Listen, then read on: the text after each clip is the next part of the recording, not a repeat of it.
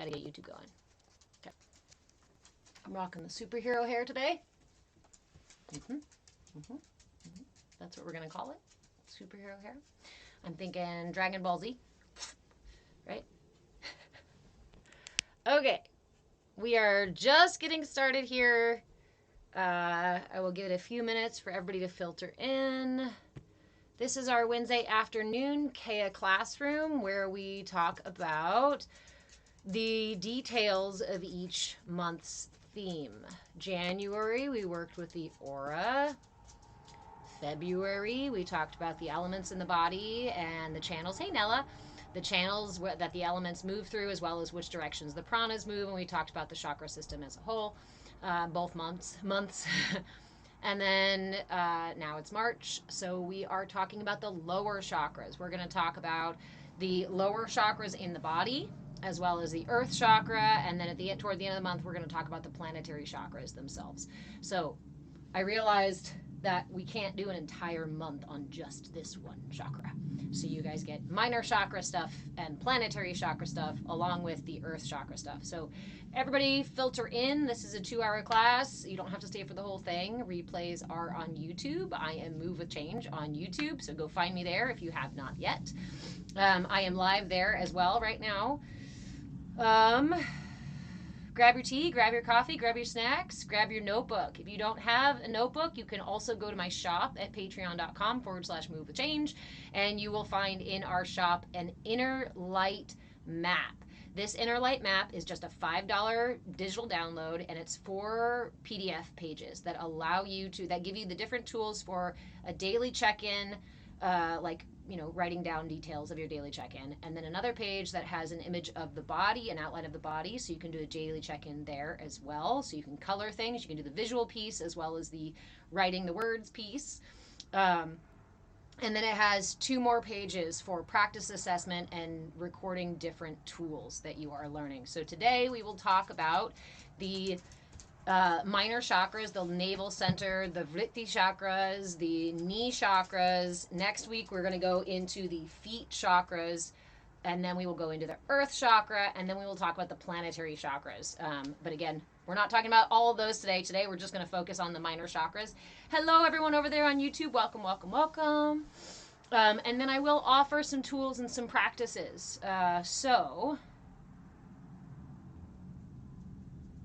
I'm going to use the bathroom, and then I'll be right back.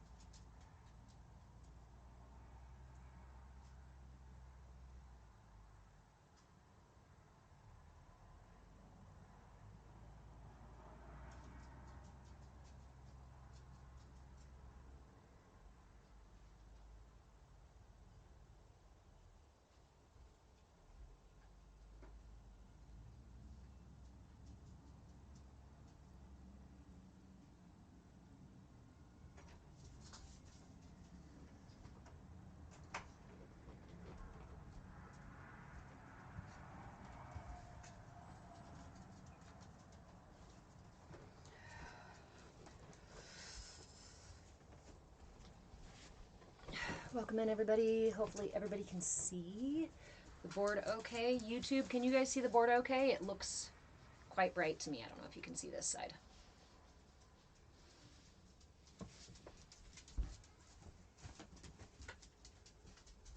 don't know if that actually helps or just makes it brighter. More difficult to see.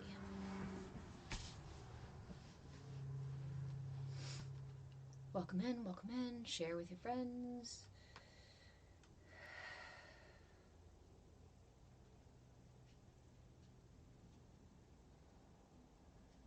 I'm going to ground my energy out here.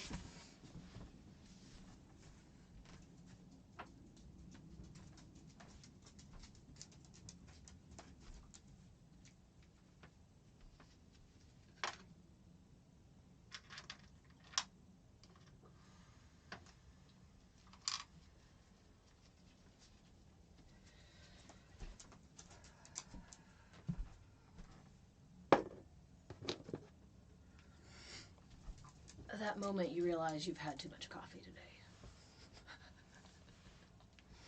Hey, Fernando! Hi, guys. Welcome in, everybody.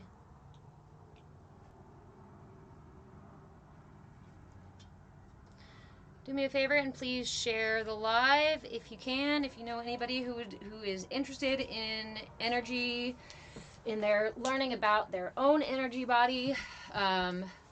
My focus this year, our focus this year with the 2025 Inner Light series is to go through every single layer of the energy system. I think a lot of us know about the chakras and can talk kind of casually about the front of the chakras. But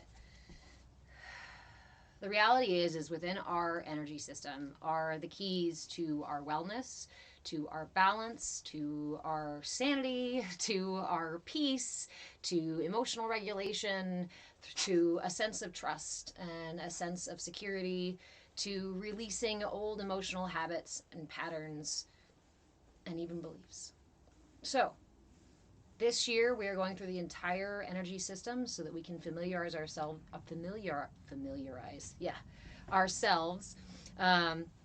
with how our systems work, because it's one of the first and easiest ways to access our wellness, and something that you don't have to go anywhere outside of yourself for. You don't have to pay anybody to do energy work on you. You don't have to pay anybody to help balance your energy system.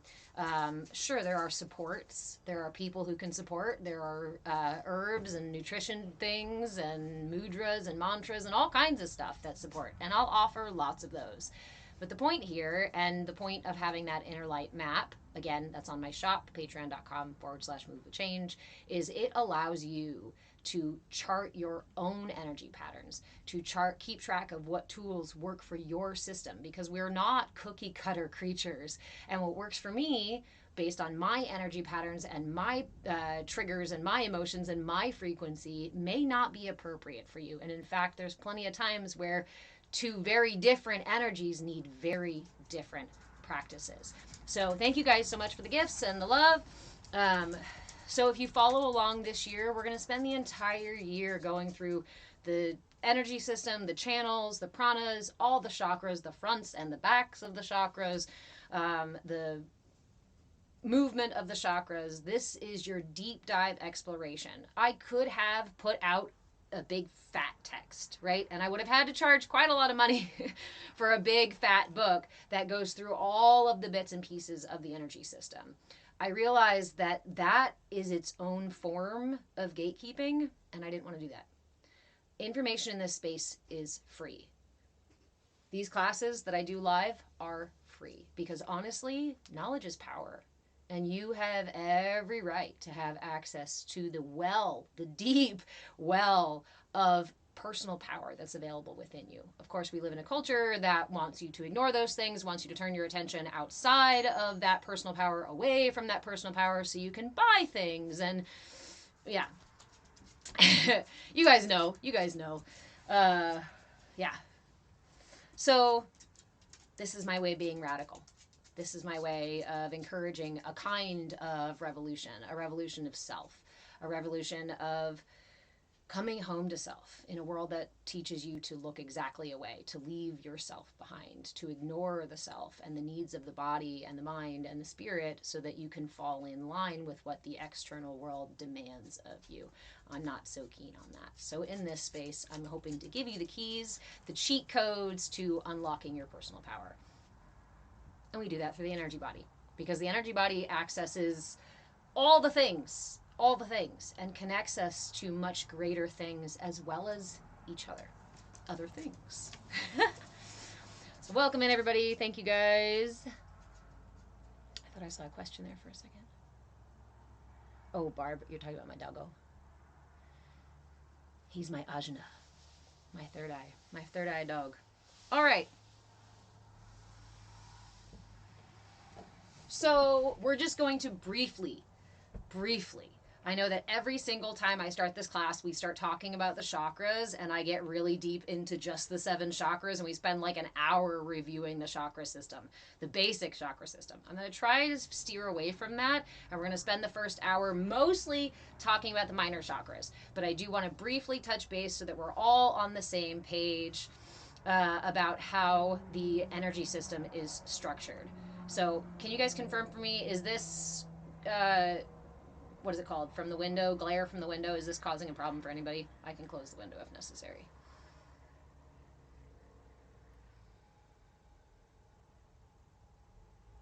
Okay.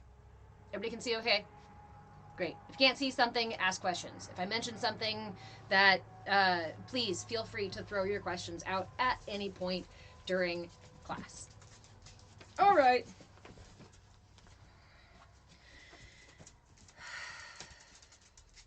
So briefly, let's talk about the general structure of the energy body. First and foremost, all of us have this field of energy that goes around our entire body. It actually expands out beyond our fingertips, and it is generated from the heart. There are these things called defibrillator cells in the heart.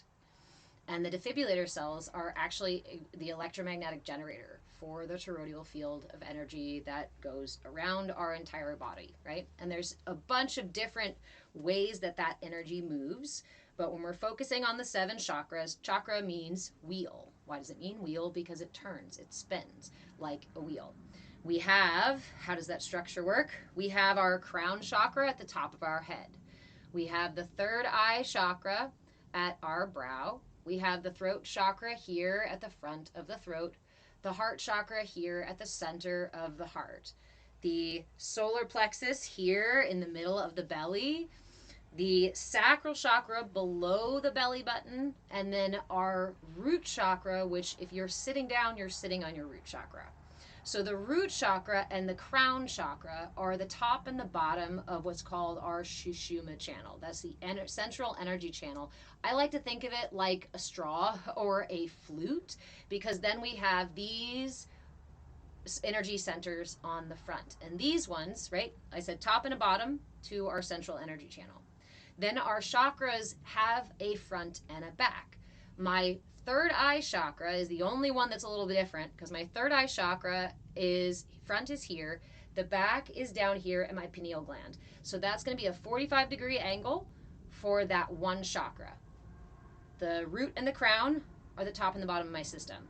The third eye chakra is the go-between my higher self and subconscious self, right? Superconscious and subconscious self. My throat chakra, my heart chakra, my solar plexus, and my sacral chakra, the ones that I do a lot of my interacting with the material world with, these all have a front and a back directly in line with each other, right? It's a parallel to the earth. So the fronts will be where you're familiar with, and then we'll go for the, let's see, the colors. The colors of the chakras correlate to the same as the spectrum of light, the same colors of the rainbow. So we start with the root at red. This is the easiest way to remember them. If you know the Roy G. Biv acronym for the rainbow colors, then you will know the order of the chakras. Root at the bottom, red. Sacral, orange. Solar, yellow. Heart, green. Throat, blue. Third eye is a deep purple, and then the crown is either a light violet to white color.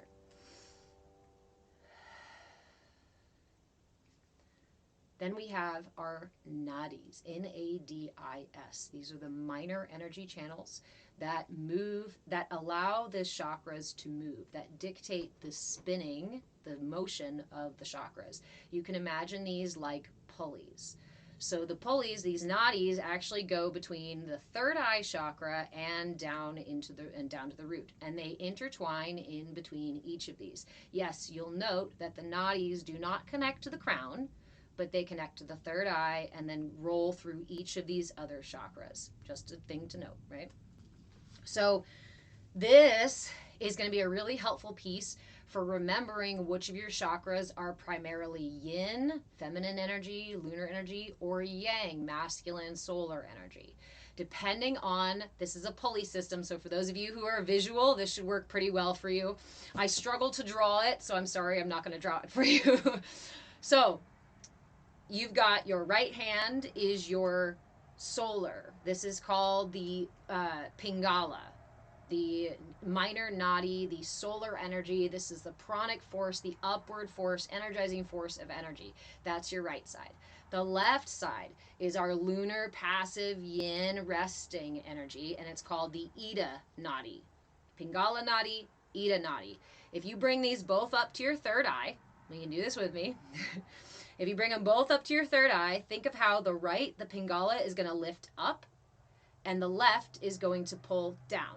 So what that's going to do to your third eye chakra is cause it to turn towards your left, right? That's how these pulleys work. They go shoop. So the third eye chakra is going to turn towards the left. That means as they cross and go around each of the other chakras, they are going to alternate. So my third eye is a yin energy because it turns to my left. My throat chakra is a yang energy because it turns to my right. Think about this in the sorry, too much coffee, you guys.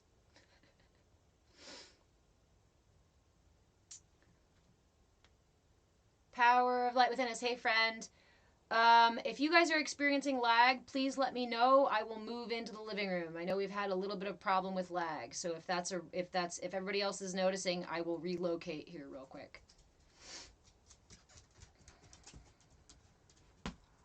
Yes, lag. Multiple people. Yes, lag. Okay. I had a feeling we might need to do that. Lagged. All right. Give me just 2 minutes, and I will relocate us. I've got to bring this whole board out there. So hold on a minute. Excuse me, doggo. Beep, beep, beep.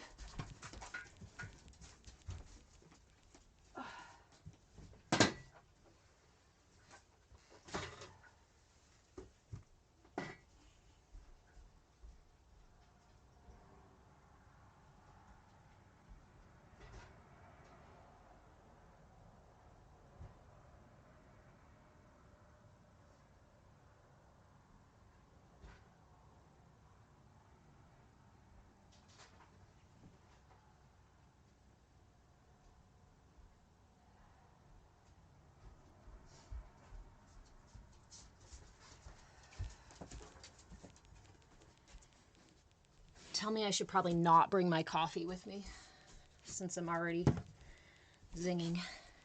Okay. Right after the left eye. All right, guys. Yep. We're going to travel. Excuse me, dog. Go on a journey with me. Beep, beep, beep, beep, dog. Oh, oh, oh. Sorry, guys. Sorry, TikTok. I dropped you. I so apologize. You can stay right where you are. Okay. I just need to move out here so that, because it was lagging. All right. Okay. All right.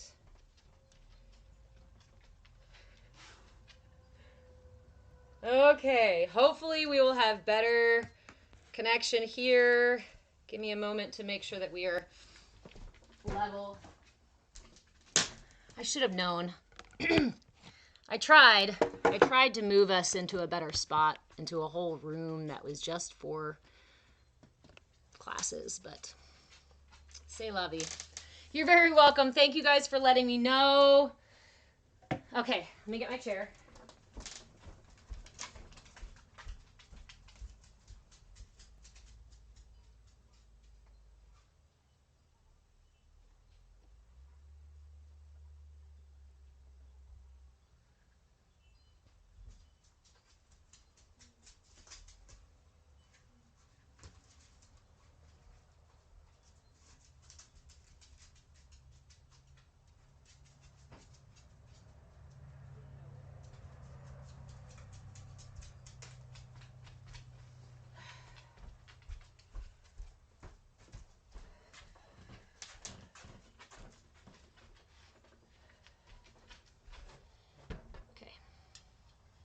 Again, sorry for the delay.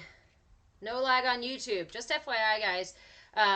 TikTok likes to lag my content on purpose, or because people come in and flag me. I might have some bots trolling me. So if you want, apparently, YouTube rarely has said lag. So if you want to make sure that you're getting it without the lag, go ahead and go over to YouTube.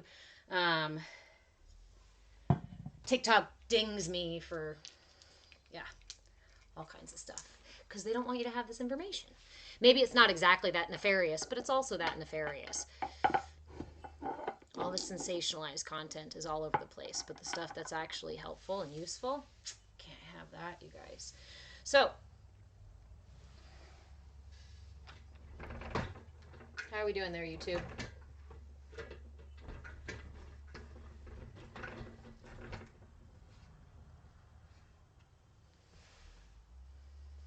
Excuse me, dog. Thank you guys for the gifts. Thank you guys for the likes, for the love, all the encouragement and things like that. Okay. Whoops, whoops. Things are backwards. YouTube, can you guys see that now?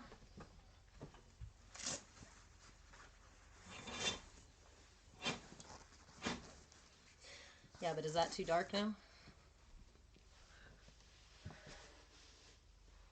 Yes, yes. We all good? Power and light within us. Yes, you had a question. Please go ahead. Thank you guys for letting me know that the stuff wasn't working. Now we're hopefully back and in business. That's perfect. Okay, cool. All right.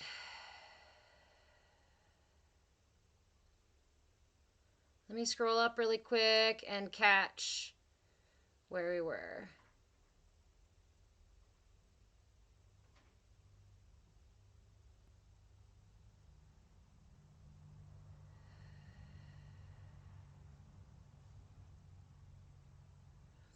Power and light within us. Your question is about bringing energy, chakra energy to the crown. And you say when you do this, you hear a loud ringing in your head and intuitive ability sharpen. So it sounds like what you're doing is working with Kundalini energy, lifting your energy, and sometimes your body collapses. I really encourage everyone to be... how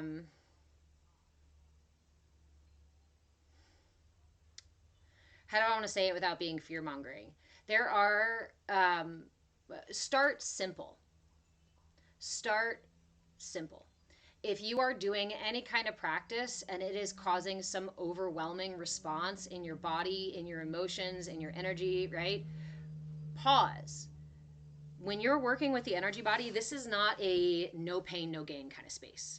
This is not the kind of space that you want to come in swinging fists and using hammers and nails to change or you're not going to balance things that way, right? With our body, we have to use tension and release to build muscles. Your body is very dense. Your body is one of the densest things about you, right? It's the most dense part of you because it's material matter and it appears to be material matter. So we do need to affect it the same way we affect material matter, maybe with a little more gentleness because it's a little softer than, let's say, wood or metal, right? This is a physical, material space element. Your energy body is ethereal. Your energy body is another layer of self. And often when I go into that space, I always visualize it as light particles or as very delicate spiderweb tendrils, right? This is not a space for you to go in screaming and swinging and demanding that your energy or your body or your mind or your emotions do what you tell them, right? What happens when you do that? You get pushback. What is that pushback? That's your body's, your energy body's natural defenses to keep you safe. If the world is threatening you, your energy body is going to protect you, and especially protect the unconscious or subconscious parts of self that are more fragile, that are more vulnerable. If you are the one coming into your system screaming and raging, or demanding and egotistical, right? Your defenses will protect you against you. So, is Kundalini awakening a powerful process? Absolutely. I do not recommend anyone start at Kundalini awakening. And it does not benefit you Let me say that again. It does not benefit you to push too hard with your energy. There is a very real risk of spiritual psychosis. There is a very real risk of creating further imbalance because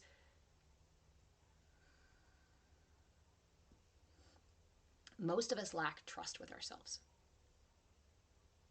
Most of us do not value our energy and ourselves and do not I should be careful about that one because we can love ourselves and yet not value ourselves as intrinsically valuable, right? And when that happens, we can often misuse our energy, misdirect and create imbalances within our system, or operate out of ego and operate out of our triggers and emotional imbalance for quite a long time before we start to love ourselves in that unconditional way. In a way that speaks to valuing ourselves, not just saying, I love me, look at me, I'm great, on a surface level, right? That's ego. That's not the same as the unconditional love that we can cultivate through these practices. Okay, so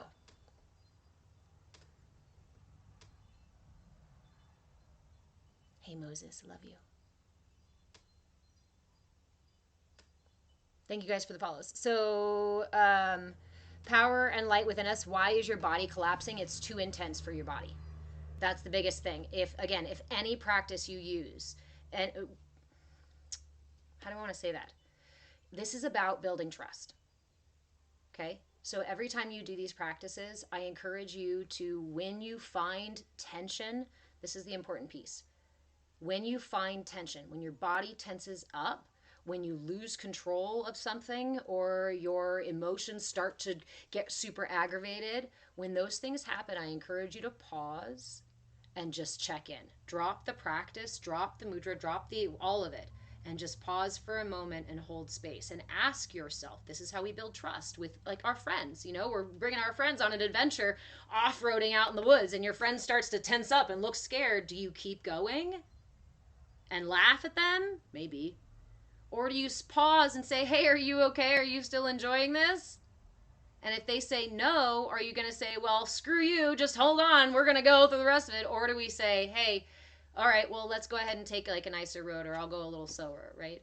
That's how we have trust with our external relationships. The same thing has to happen with our internal relationships. We've got to remember to make sure that we are building both, right? We're building those relationships with ourselves, because then that trust that we have with ourselves dictates the kind of trust that we can have in outside relationships. If you know somebody who breaks trust in relationships, I can almost guarantee you they don't have trust with themselves.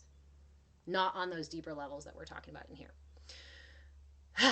Thank you for the question. So let's get back to the energy system. So we were talking about the nadis, the minor energy channels, and that's where I started to really lag, right? So we have our major energy channel, the Sushumna, that runs from the crown to the root and back and forth, right? This is our central energy channel.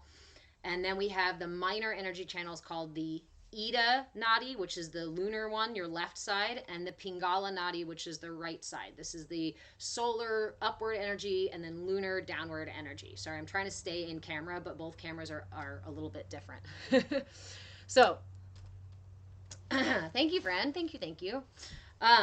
So the nadis work like pulleys, like a pulley system around your chakras. This is what gives the wheel its turn, right? Thank you, friend. So let's work with the front first of each of the chakras. Here is, imagine, hold your fingers up with me. Let's do this together. You've got your right side that goes upward, right? This is your right side, Pingala energy, it moves up, and lunar energy moves down. So that means that the right Pingala, the right Nadi, is going to push in this direction, right? And the left is going to go down. So which way does that turn? That turns your third eye to the left. That means that your third eye is a yin. The front of your third eye is a yin energy.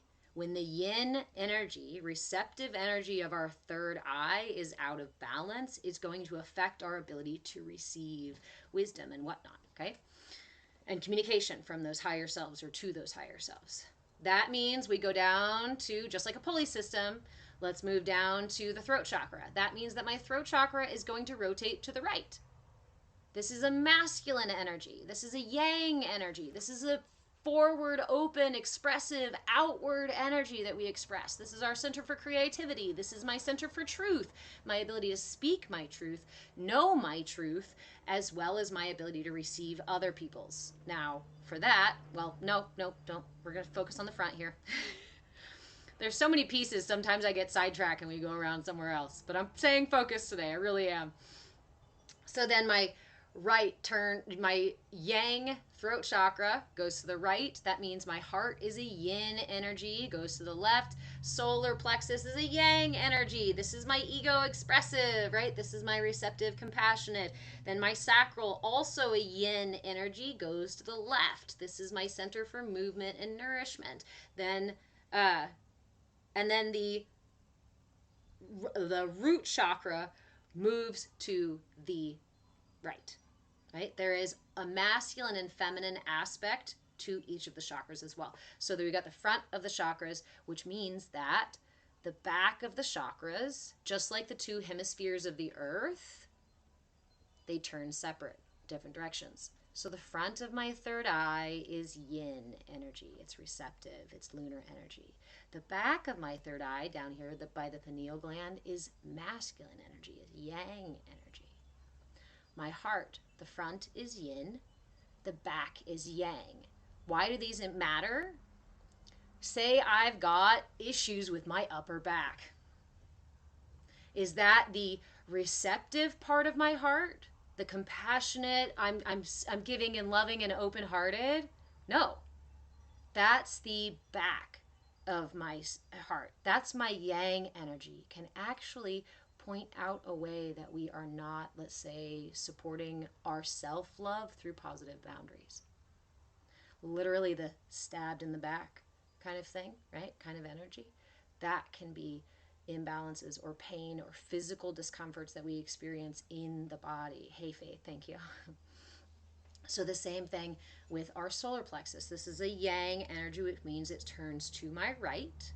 That means the back side of it. If I'm having mid-back issues or posture issues, this can be related to the yin aspect of my solar expression, right? My receptivity to allowing other people to have control in different situations, or allowing other people's egos and other people's energy to have space.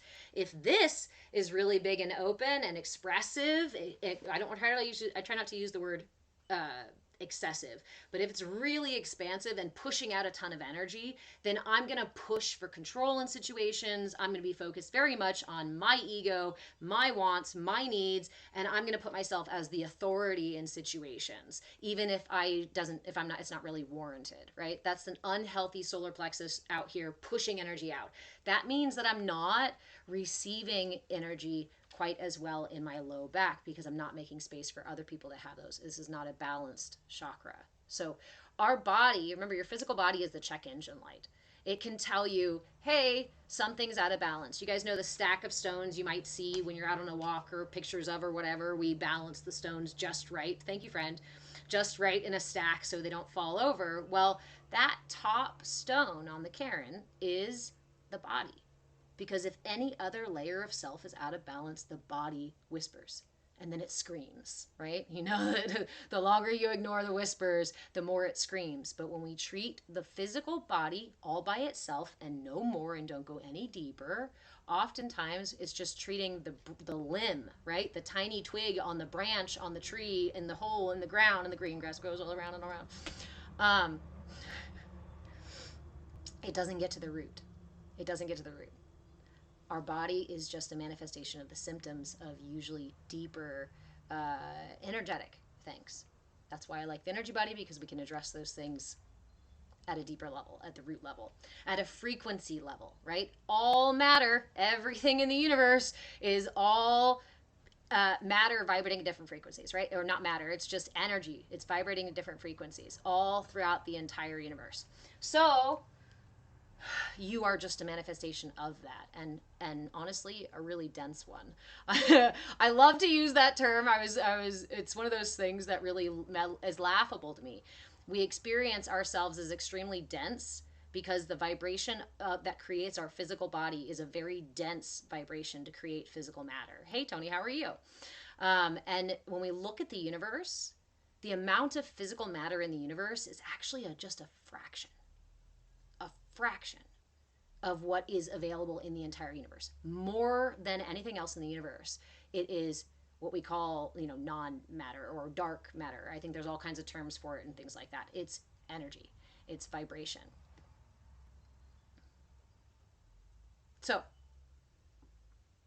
when we tap into our vibration, we get beyond the illusion of matter, get beyond the illusion that we perceive with our earth eyes and our earth ears and our earth nose. These senses are extremely limited, right? And when we tap into our energy body, we actually expand our sensory perception well beyond these things, which by nature are limited. So we expand our ability to perceive our reality.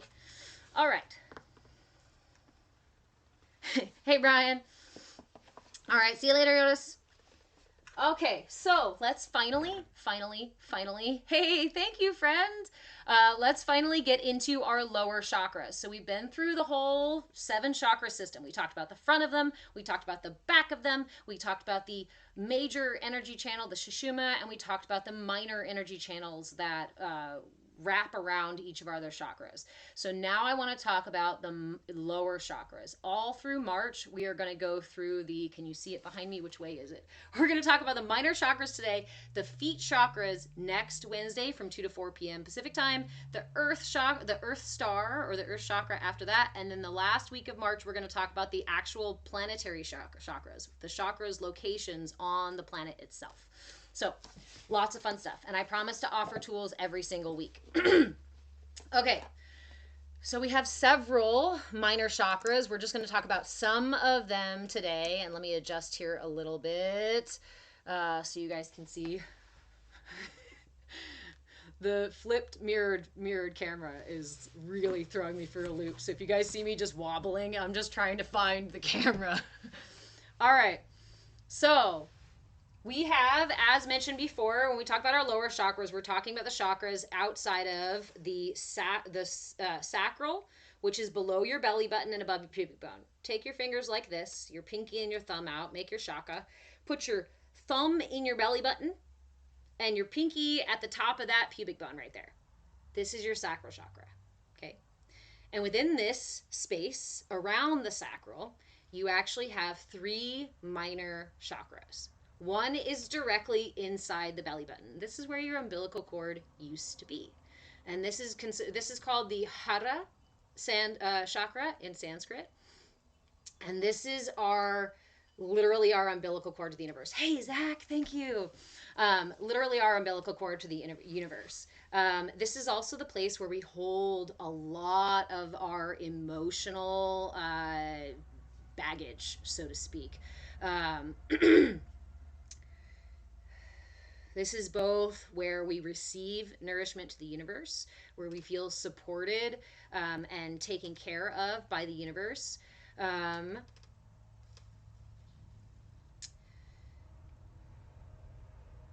then we have, so that's the belly button, the umbilical cord one. And then we have, I'm going to use a special term here. I'm going to use a Sanskrit term for them because I don't want to get tagged on TikTok. Ward, that chakra feels bloated. So when you have a chakra that retains a lot of water, that's a great, actually, let's go ahead and divert just a little bit to talk about that, because the sacral chakra is ruled by the element of water. So why does our system bloat here? Is because we're retaining water. We're holding water. And that can be because of a deficiency, or it can be because of an excess. It can be because we feel we lack fluidity or connection or movement or pleasure. This is our center for the sacral chakra, is our center for pleasure and intimacy. It's our center for squishy hugs and cuddles. It's a different kind of connection than the heart chakra, right? So when we have extra protection, the body protects our chakras in various ways. And so some of that can be maybe we are seeking lots of pleasure in our life. So we're putting a lot of things into our body that pad our sacral chakra. Or we feel like we're not allowed to have pleasure in our life, and so we prevent ourselves from having those things or prevent ourselves from experiencing those things. And that can create a physical representation of that. Hey, Trikind. So many folks I haven't seen in a little while.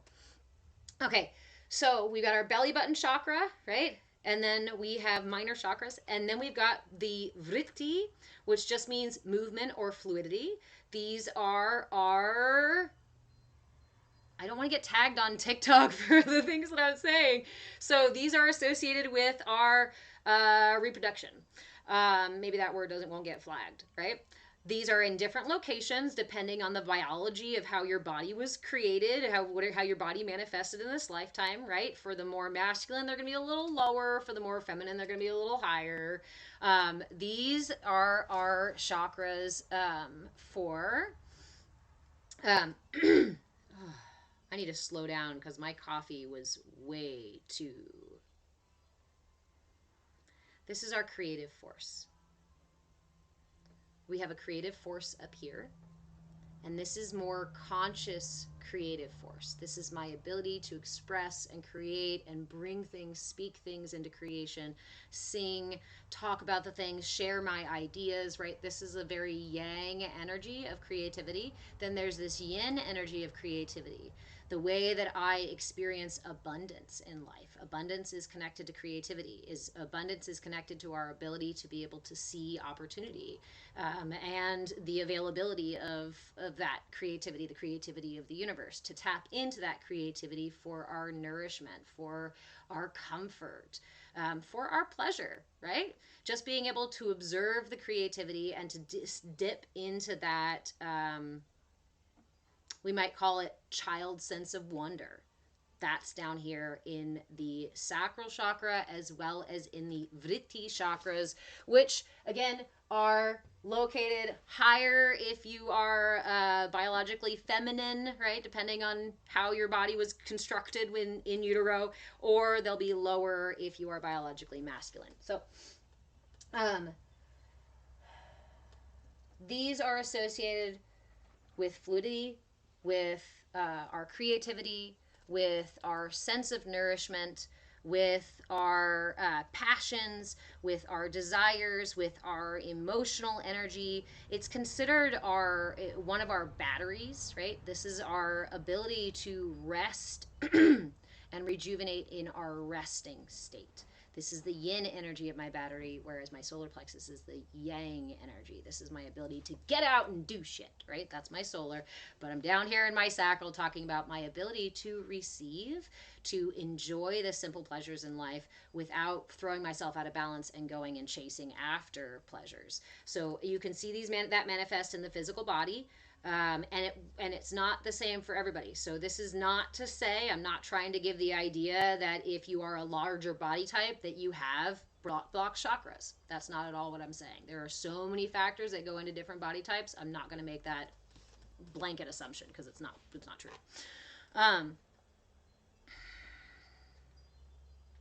So this does rule our center for intimacy and our experience of intimate connections with other humans. This is also our center for gut intuition. So our umbilical cord here is akin to the pathway of the third eye, in the sense that there is a higher mind or a wiser self that we can connect to through it. We can connect to the lower self and the higher self. Same way through the belly button, we can connect to the universal source of pleasure, of enjoyment, of peace, of playfulness. And we can connect also to the lower or subconscious beliefs and patterns in regard to our experience of pleasure and nourishment and things like that. Again, the front side is our yin energy for these, and the back side is our yang. So if you have lower back issues, sciatica stuff, tailbone issues, hip stuff, a lot of that is going to have to do with this area in the sacral chakra that has our Hara, the navel minor chakra, and the Vritti, the reproductive. I'm gonna get tagged for talking about it. Minor chakras here in the lower abdomen. So, any questions about that? Feel free to throw them out there. We also have these also correlate to our masculine and feminine energies. However, it's a forward and backward energy from those vritti chakras. The masculine aspect is the yang pushing out energy of it, and the feminine is the inward. So a back and forth, forward and backward energy coming from these vritti chakras and from the hara chakra.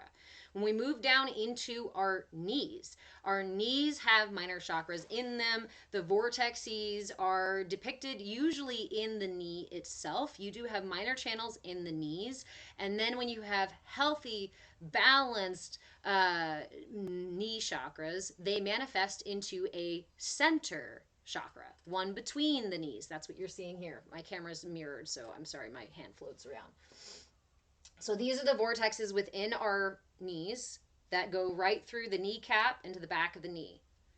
And then when these are balanced, this energy, as we talked about with the upper energies that we were just talking about, the minor ones, they go back and forth. The knees, actually, the chakra energy moves side to side. So this balanced back and forth would be a balanced right and left, versus up here, we're talking about balance forward and back. My ability to move forward and back, and my ability to move side to side. So these are associated with movement and all the joints in the body.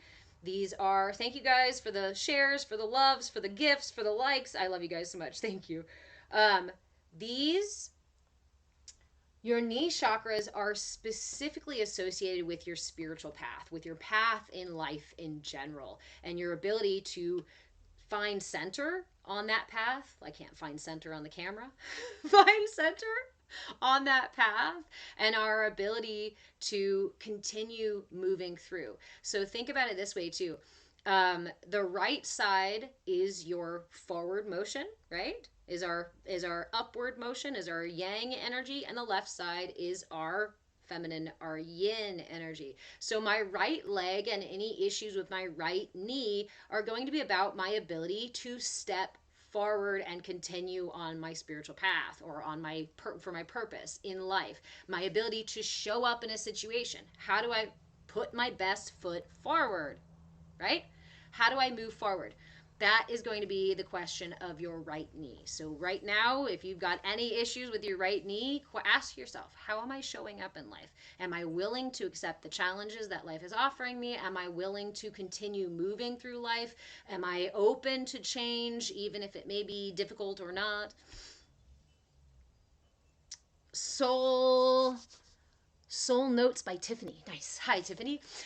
What if you have an imbalance on your entire right side? That is your yang energy. That is our solar energy. That is the pranic vayu. That's the energy, the flow of energy as it lifts us up. You may also experience sluggishness in the morning or with your energy. You may feel depleted oftentimes. You may struggle to set proper boundaries or speak up for yourself.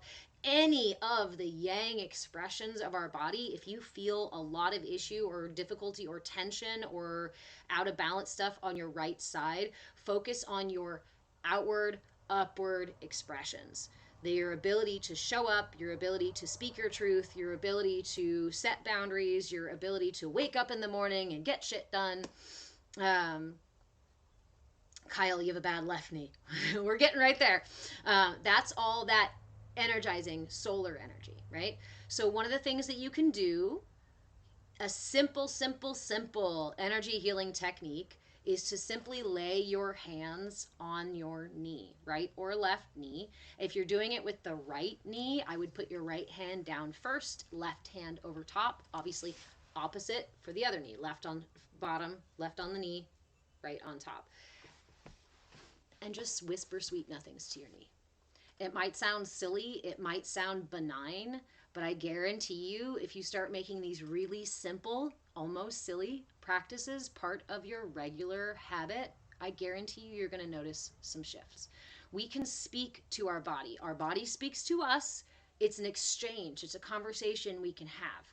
So if you're having, yes, Kyle, if you're having any kind of discomfort in the body, I encourage, let me give you a really quick practice that I use. I really love to use for speaking to any part of my body, not just my knees, any part of my body.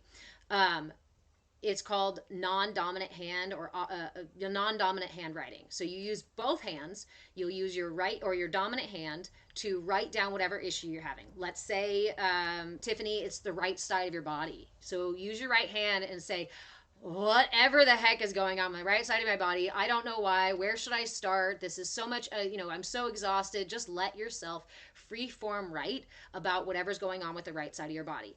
As soon as you hear any kind of response, use your non-dominant hand. Yes, it's going to be harder to write. Yes, it's going to take more focus and more of your attention and more of your time. Yes, it's going to look sloppy and weird, and you may be inclined to judge yourself, but that's entirely part of the practice. Because what you're doing is speaking from the conscious mind, and when the unconscious mind responds, when the subconscious mind responds, then you give it the attention and the focus that it deserves, that it is asking for, and usually the kind of attention and focus that we don't offer to those other parts of self. So for everyone who is new here, hello, my name is Reverend Deborah. I'm an interfaith minister, a movement facilitator, and your shenanigan shaman, and this is our CAYA community space. CAYA, C-A-Y-A, stands for Come As You Are, just as a little reminder, because authenticity is the purest expression of your vibration, and that's your fucking purpose, my friends. However, part of this space requires a sense of personal responsibility. If you cannot manage yourself, personally responsible for yourself, what you're doing is projecting your imbalances. You're showing us all how your chakras and how your energy system is out of balance. If you'd like to find balance, if you'd like to ask questions and engage with the material in a personally responsible way, taking responsibility for yourself, for your projections, for your assumptions, for your beliefs, then you are more than welcome to hang out. If you use this space to project your own imbalance into this space, we will simply mute you. I'm not going to block you because you're welcome to come back. And I believe that everybody has the opportunity to balance and heal themselves when we choose to. You are your own guru. Nobody can be responsible for you, for the inner you and the decisions you make, except for you. For folks that are not ready to take that responsibility, that's okay, but this is not the space for you. Okay, so where were we? Non-dominant handwriting. Go ahead and take that practice with you. It's going to help you talk to any part of your body. And the important piece, again, is to train your brain to listen in when the subconscious mind or the lower consciousness or the body speaks up. Remember that the body whispers. Why does it whisper? Because it's waiting for you to come find it. It's waiting for you to come meet it. It's not going to come bang down your door.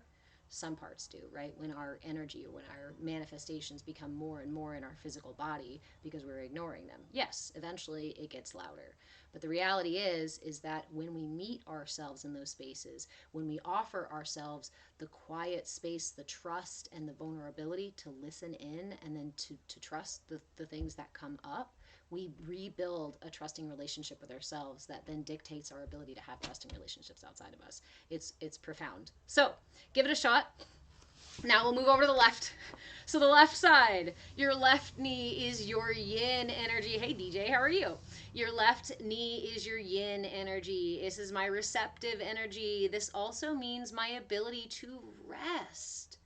Not to push myself too hard along my path, right? The knees are about my purpose and walking my path and finding my path, being willing to get up and take the steps I need to take each day. There are so many verbal sayings and things that we use on a regular basis to refer to the reality of our energy body. That's another way we know that these things are confirmed because we see them everywhere. We already talk about them. Put your best foot forward, right? That's your right knee, is your ability to put your best foot forward each day. To put your best foot forward, you have to balance that out with being able to rest, being able to take care of your body, right? TikTok armor. What's really beautiful, I love when folks come in and mention Christ. I'm an interfaith minister. Hello, my name is Reverend Deborah. And what's really amazing is when we see images of Christ holding mudras, images or stories or teachings of Christ telling us about the place in our heart that is available to us, the kingdom of heaven, right, that is available within us, and the spark of God, that we are all connected. Christ talks about the energy body. Christ talks about the chakras.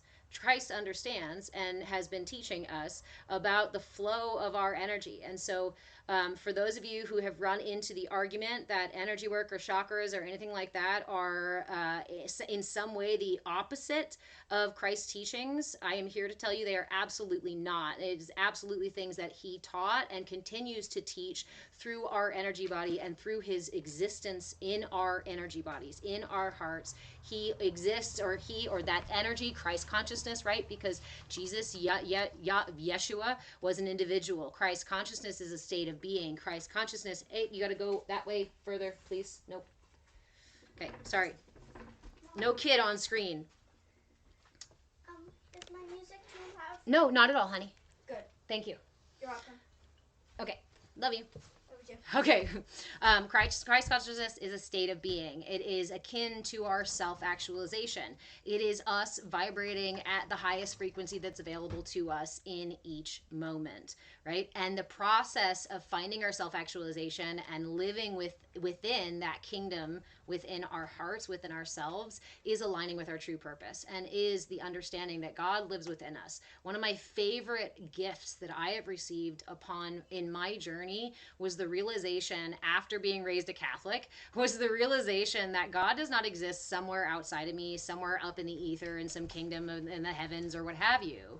The reality is that God, Christ consciousness, these energies are here, alive and well within me. And this shifted something really deep inside of me, because my self-talk before that was quite harsh, as many of us are, right? I was very hard on myself. I had a lot of shame, a lot of guilt. And then this realization came to me in a meditation. Source spoke to me and said, what if you knew? What if you knew that I was always there? This idea that God is always watching or always listening isn't some singular point out there that can hear us all. No, it's because a particle of it exists here. Always listening, always watching, always feeling everything you're feeling. And when that hit my consciousness, and when that hit my understanding, I went, if I was speaking to God, would I speak to God in that way?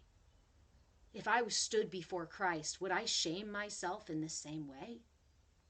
Would he encourage me to do so? Would either of those energies encourage me to do so? Absolutely not. Self-love is about learning to align ourselves with that unconditional love that Source offers, that Christ teaches us. Christ consciousness is integrating and vibrating our energy bodies, that's what we're talking about here, at a higher and higher and higher state of being. That's ascension. That's enlightenment. And it's not something that's only available to people who grew up in the East. It's not something that is completely unavailable to people who believe in the Bible stories, right? This is something that is woven into the philosophies and the beliefs and the understandings of every philosophy, because it is a universal reality. One quick thing. May I turn my music up a little? Sure. Thanks. Just a little bit. Okay? Okay. Cool. Thank you, son. Tell me if it's too loud. All right. Thank you guys so much. Hold on, I missed a couple of comments here. And purity is key. You mentioned the holy oil. So when we talk about Kundalini energy, I forgot the username of somebody who mentioned it a little while ago.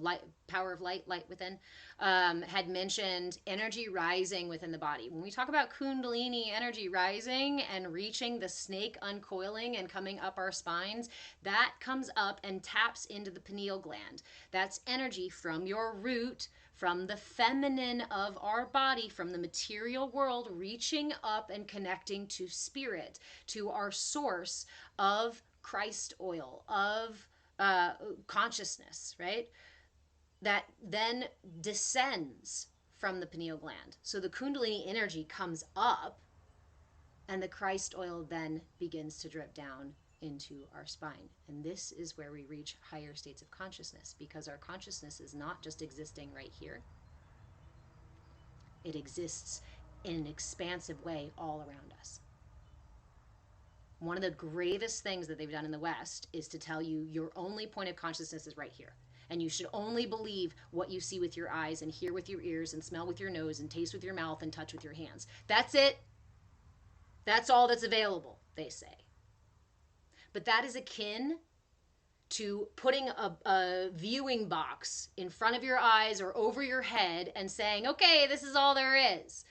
When you take that off and start to tap into the sensory perception that's available through your energy system, through the antenna, through the expansive sense of self that is actually you, that is when we begin to enlighten ourselves. What is enlightenment? It's not just some place like heaven in the sky that you're just suddenly going to pop into and you'll be there.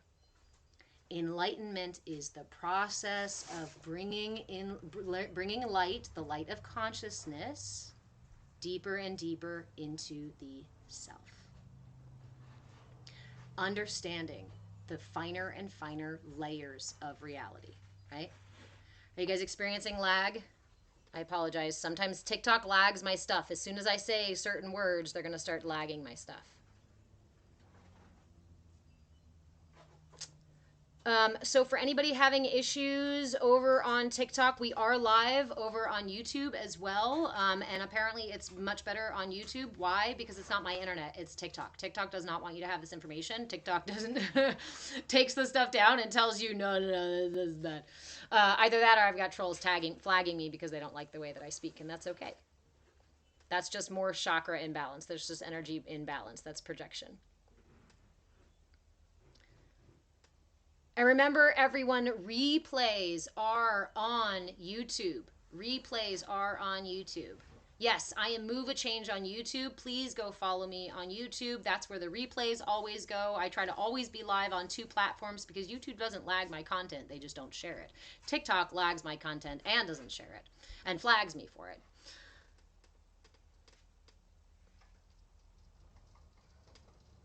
If you'd like to get even deeper into this material, we do have a Discord space. There's a link in my bio, both on TikTok and on YouTube, to go to the Patreon page, and you can get into the Discord space from there. Totally free. Join Patreon, totally free to keep updated. Move with Change on YouTube. Let me put it up here really quick. And then we will get back to talking about these, and I will offer some more practices.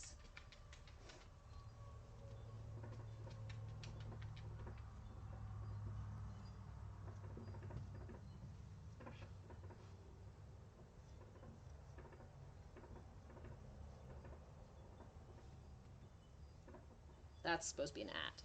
I'm at Move with Change.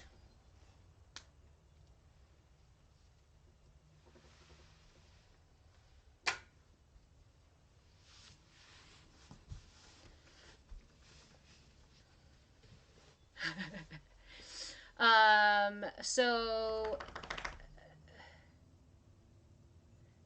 Natalie, you're asking about Kundalini energy. Is it similar to Kundalini energy? Yes, that the energy that rises from our root chakra and up to meet our pineal gland. And then the rest of that process is when the Christ oil starts to drip down our spinal cord. Your spinal cord has a fluid, and that fluid has a heartbeat, has a beat that is separate from your heart.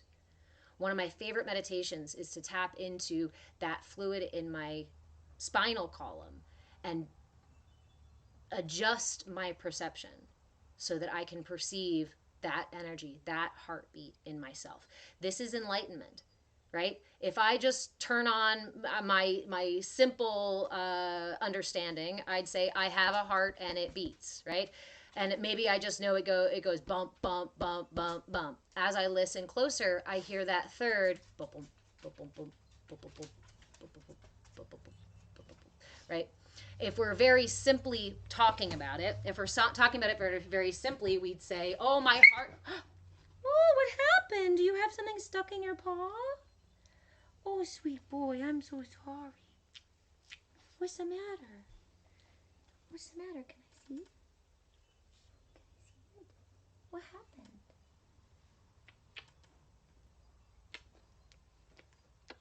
Sorry, puppy. I'm sorry, puppy. Come lay down. Lay down. You. Poor baby.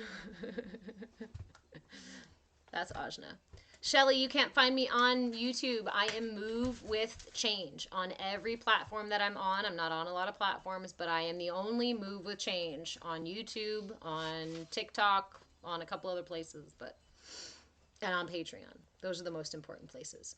Brian, you dig the new mudra, so I'm going to go ahead and offer a mudra right now. His name is Ajna. Ajna, that's the Sanskrit term for the third eye chakra. His name is Ajna, A-J-N-A. Yay, thank you guys for following me on YouTube. I see we've got a couple of viewers over here that have transferred. Yay! Hopefully service will be better for you guys over there. So, we talked about the chakra system as a whole. Robble, so the same thing, you feel it in the middle of your back. Are we talking about the spinal fluid? You feel it throughout your spine. And when we talk about, when we hear stories from yogis who are very experienced, enlightened yogis, they will talk about the experience of existing not here, right? In the West, we exist right here on the front body. We use our prefrontal cortex. We use our eyes on the front of our head. We ignore our back body, right? Unless we're looking in a mirror kind of deal, or we got lucky enough to have somebody to help scrub our back kind of deal. But we mostly ignore the back body. We are very front-centric. We use our perception right here, and we believe that this is really the only place that's true, right? This is the only thing that's here. When we enlighten ourselves about the other layers of self and our ability to adjust and to move our awareness, your awareness does not live here. It only lives here until you learn to move your awareness around. So these yogis will talk about the experience of living within and centered within the self, and sometimes within and a little bit above the self. I personally have had experiences via source, thank you, pushing me out of my body and spending several days behind and above my body. It is a very distinct experience. You are still physically operating your body, but it's a different place of being. If you've ever had one of those moments where something kind of felt surreal, and in that surreal moment, did you feel like you were totally embodied? Or did you feel like maybe you were a little bit expanded beyond your body? Because your body is not the limitation of your full self. But in the West, again, this is like a really good way to keep everybody ignorant. A really good way to keep everybody in the dark is to put us against a wall, cut a hole in the wall, take a brick out of the wall, put your nose there, and our society says, if you just sit here, see everything on the other side, that's Eden. You'll get there, right? And this is all a game of smoke and mirrors. These are all images and ideas and concepts and beliefs and things that they pour into you when you are young and developing. That's the enculturation process. We all go through it, and it writes the narrative into your body. Why is it difficult for us to pull away from that?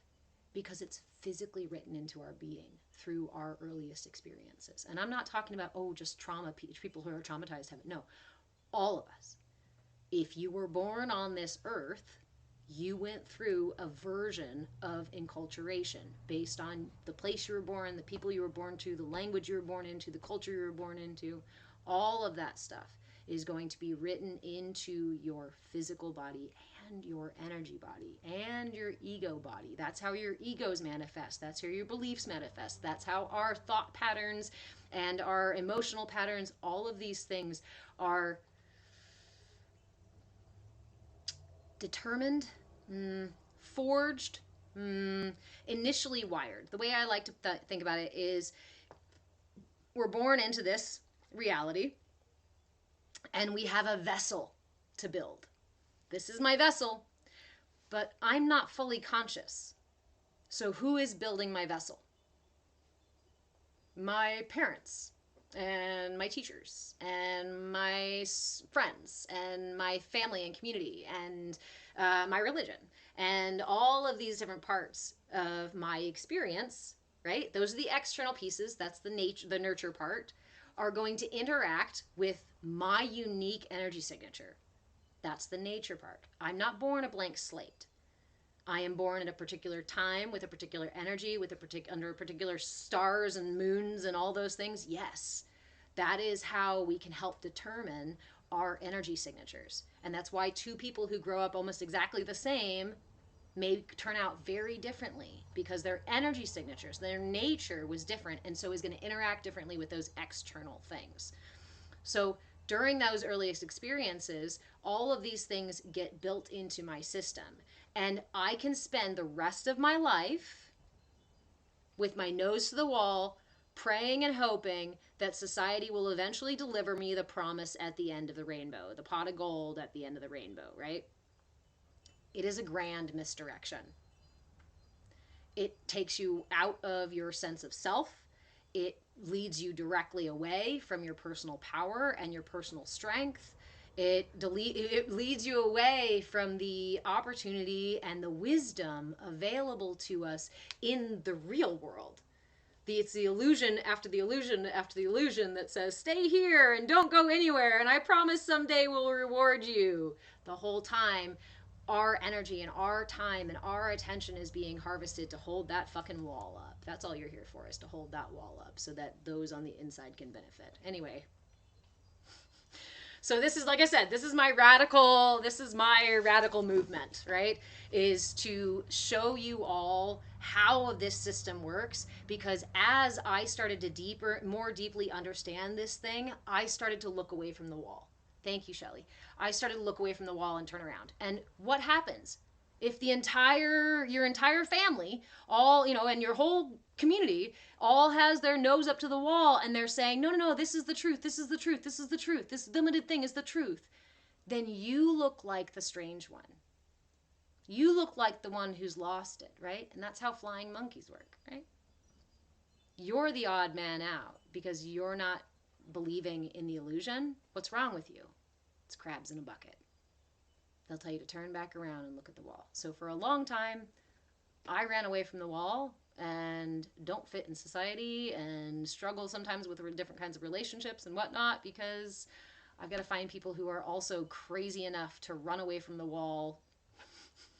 I just imagine like Adam and Eve totally shirking all of the trappings of the illusion to run freely through the woods.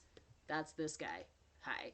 So that's what we do here. Run freely through our energy systems and learn to move freely about the universe as we are intended to. We're not meant to be stationary. We're not meant to be fall in line. We're not meant to fit inside little boxes on the hillside. Little boxes made of ticky-tacky. Little boxes on the hillside. Little boxes in a row. Thank you, friends. Okay. So we talked about these minor chakras here. The belly button chakra, the navel chakra. We talked about the vritti. I'm going to carefully use my words, with these reproduction chakras, where that are located higher in some human bodies and lower in other human bodies. You guys know what I'm talking about? Great. So that TikTok doesn't flag me again. We're going to call these the vritti chakras so that TikTok doesn't flag me. Thank you guys for the follows. Then we talked about the Janu or the Janu Marma chakras, and these are in the knees as well as in the center. And we talked about this a little bit in the sense that we have vortexes in our knees, directly in our knees. And then when we balance these, what we start to do is generate this centered chakra. Can you imagine, right? If you got these, you're trying to balance the left and right and left to right. And as you're trying to figure that out, here you go. But when you find center, that center chakra helps to anchor. Glorious Gloria, I've never seen a live lag so much. That's how I know it's good shit, right? Thank you, guys. Remember to follow me on YouTube. So that center piece is what helps us balance ourselves on our spiritual path. My favorite analogy for this, and again, let's get up and do this together, okay? Get up and do this together. Dog is going to get excited. I've only got a little bit of room. Try to stand on one foot. Try to stand on one foot. Try to stand on one foot and find your balance. It's going to be tension, right? Tension, and your body is going, all the little muscles in your body are trying to contract and release and contract and release to help you find balance, because I'm just on one side. Now, when I finally find balance, what happens in my body? But the tension that was occurring relaxes. And what's left is only intention. So when we are, can I go this way? Yes. So when we are figuring out, stepping to the left, stepping to the right, stepping to the left, stepping to the right, trying to find our path, maybe even weaving back and forth along our spiritual path, not really sure where center is, we're going to experience tension in our physical body, in our emotional body, in our mental body, or our mental and intellectual body. We're going to feel tension in those places. Why? Because we're out of balance. Let's simplify this. Let's not go dogmatic. Let's simplify it. If you're trying to balance on a beach ball, anything but center is going to give you tension, is going to cause tension in your body. It's how your body finds center. So if you're weaving through your path, trying to figure out what the fuck your purpose is in life, you're going to experience the push and pull, back and forth, back and forth, back and forth. When we find that center, thank you, friend, then our intention is all that remains, and we experience a release of physical tension, emotional tension, cognitive tension, tension in our breath, and tension in our lives. Not just this life, but the actual life out there.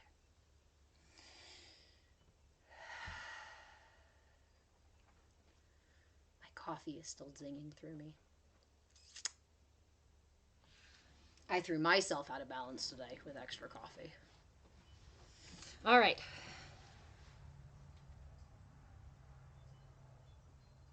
So next week, we're going to talk about the feet chakras. I'm not going to cover this today. Make sure you join me for class on Wednesdays from 2 to 4 p.m. So we have a little bit, about 45 minutes left, a little bit less than 45 minutes left of class. So now I'm going to offer some practices, and feel free to throw your questions about the knee chakras, the center chakras, about your purpose, about the whole chakra system, about your dharma, about these upper minor chakras that are around the sacral chakra. Throw them at me, rapid fire. In the meantime, one of my favorite ways, and the practice I wanted to offer today, one of my favorite ways to balance all of these minor lower chakras is a simple standing practice. And I think I'm going to have to move my thing again.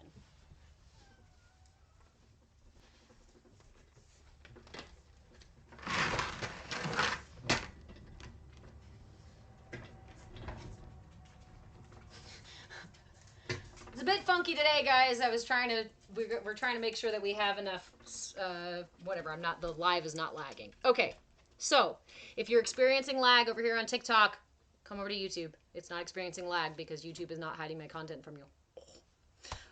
Okay, one of my favorite practices to help balance the minor chakras in the sacral area and the minor chakras in the knees is rocking, is just simply standing and rocking. So for these ones, the Hara, the navel chakra, and the minor Vritti chakras, we are going to rock back and forth. Remember that these chakras are balancing the yin and yang energy as it moves this way. So all you need to do is to rock back and forth from your heels to your toes.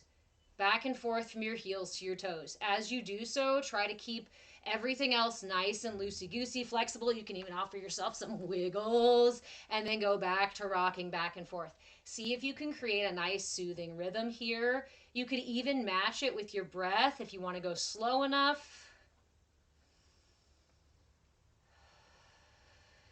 Inhaling forward, exhaling back.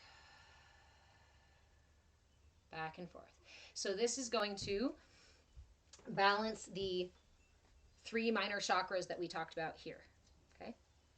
For the knee chakras, again, the knee chakras are about our spiritual path and our finding center on our spiritual path. Thank you, friend. So when you seek to balance the knee chakras, you move back and forth. That's rolling your feet back and forth. Not much movement, but again, when you're doing these practices can also work as diagnostics, right? So I'm sitting with this, and if I'm going like this back and forth, and I notice that there's pain on this side of my hip, that's going to indicate that that right side of my body is where some of my blockages are. If it's on the left side, obviously it's going to be the yin energy versus the yang energy. Remember, yang energy is about my outward expression, my upward expression, my energy, my energizing stuff, my digestion, the movement, the wakefulness, the external expression of myself. The yin energy is the passive, the receptive, the lunar energy, the resting energy, the rejuvenating and nourishing energy. Okay. So I saw a question here as it rolled by. Katrina, if I have knee pain, is that like a blockage there? So pain does not specifically, like when we have a physical experience in our body, I'm going to tag you so I don't forget what we're talking about here. Pin. It doesn't technically mean a blockage all by itself, right? It just means an imbalance. We want to be really careful because your manifestation of your imbalance could be, I could have the same manifestation and it can mean 2 very different things. That is why I highly suggest you go to my shop and go get that inner light map so that you can track your energy patterns, your triggers, your responses, and what tools work for you versus work for other people, right? That is on my patreon.com/move with change. It's in my shop. If you need a link, you can also send me a message. It's just a $5 download. And you can just use a journal for that too. But this one has some cool pages in it. Okay. So, our chakras, all of them, have an expressive and a receptive piece. Remember, we are living in the illusion of a dualistic experience. And so we're going to see that manifest in all sorts of aspects of self, right? So pain in the knee, let's say pain in your right knee, could be my inability to confidently step forward. I may shy away from opportunities or gifts that the universe is offering me, open doors. I may be like, I may hesitate, right? I may stop myself with this, or I may be really passive with that yang energy, with that right knee. That could manifest as pain in your knee because you're not allowing the energy to move freely through it. The converse is true. If I am so aggressive about pushing through life and fighting through life, I may experience pain in my knee from overuse, from stepping too far forward, from pushing too hard. So it's understanding your chakra system is such a unique experience because we're all wired uniquely, just as unique as your fingerprints or the shape of your iris. Which is why I didn't write a whole textbook about all of this. Instead, we're doing this whole class series for all of 2025. We're going to go through the entire energy body and all the different parts, and I'm going to offer a plethora of tools. When you find a tool that works for you, keep track. You can either go to my Patreon page and grab that inner light map from the shop. It's just a $5 digital download, or you can just grab a journal because I'm not here to nickel and dime you. I'm just telling you what's going to be useful. And I saw another one here. You're very welcome, Katrina. Lily, my right knee has been bothering me. This is so helpful. You're very welcome. You're very welcome. So other things, other tools that support the knees. So our sacral chakra is associated with movement in our body everywhere, our joints as well. So anything that supports the sacral chakra is going to support all of your joints, is going to support your sense of fluidity and your sense of mobility in life, as well as your ability to just bend when the wind blows, right? That kind of stuff. And help with resistance to change. The sacral chakra resonates at the color orange. You can eat orange things, you can wear orange things, you can listen to the same frequency of music, right? All of those things help. Chakra therapy, color therapy is one of my favorite, most accessible ways to help balance your chakras. If you notice that there's a color that you really, really, really don't like to wear, it's going to indicate an imbalance in that chakra, FYI. I did see one more question here, so hold on.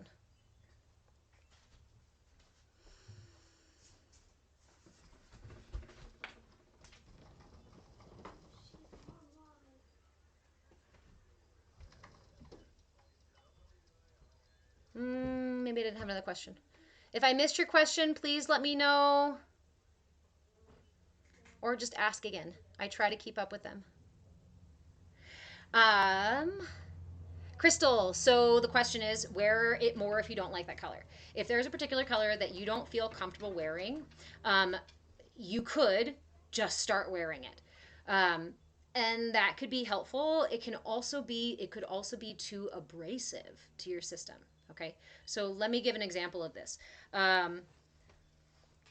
solar plexus. I'm going to give a personal example. Thank you, friend. My personal example is my solar plexus. The color yellow, and I'm wearing it today, if you notice, yellow. The color yellow was like a, I don't look good in yellow. This, and I'm a kid of the I'm a kid of the 80s, right? And so this like bright ass, these other different color yellows, I'm like, this is gross. It makes me feel gross. It makes my stomach turn. Guess what? That's the solar plexus. That's the color of the solar plexus. This is my center for will, my ability to be autonomous, and those are my toes, cat, and industrious.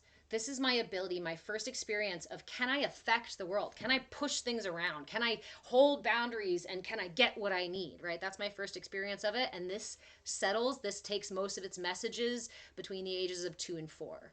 That's when we see the terrible 2s, because they're expressing their solar energy. If we were shamed or guilted or pushed down or told that children are to be seen and not heard and other things like that in our experience, or just if our experience of expressing our solar plexus was scary or uncomfortable or even dangerous, our system is going to do the awesome thing of protecting us and shifting our energy and saying, being a balanced solar plexus is not safe for you in this current experience of your reality, so let's move that energy somewhere else that's nice and safe.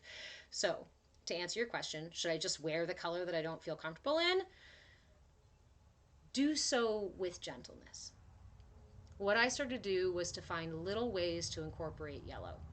Eating yellow was one of those things. I don't even like bananas. So lemons were my yellow. And then finding tones of yellow that feel soothing. It may not be bright yellow, right? It may not be a bold yellow. Squash. Yes, DJ. Thank you. Yes. These other ways. Anyway, you can bring images of the sun into your home. Pictures on the wall, letting sunshine in your house. And Shelly, fantastic. An example is mustard. Secret about me, when I was a little kid, before I had all the thwarted energy here, I used to eat mustard sandwiches. Mustard and Wonder Bread.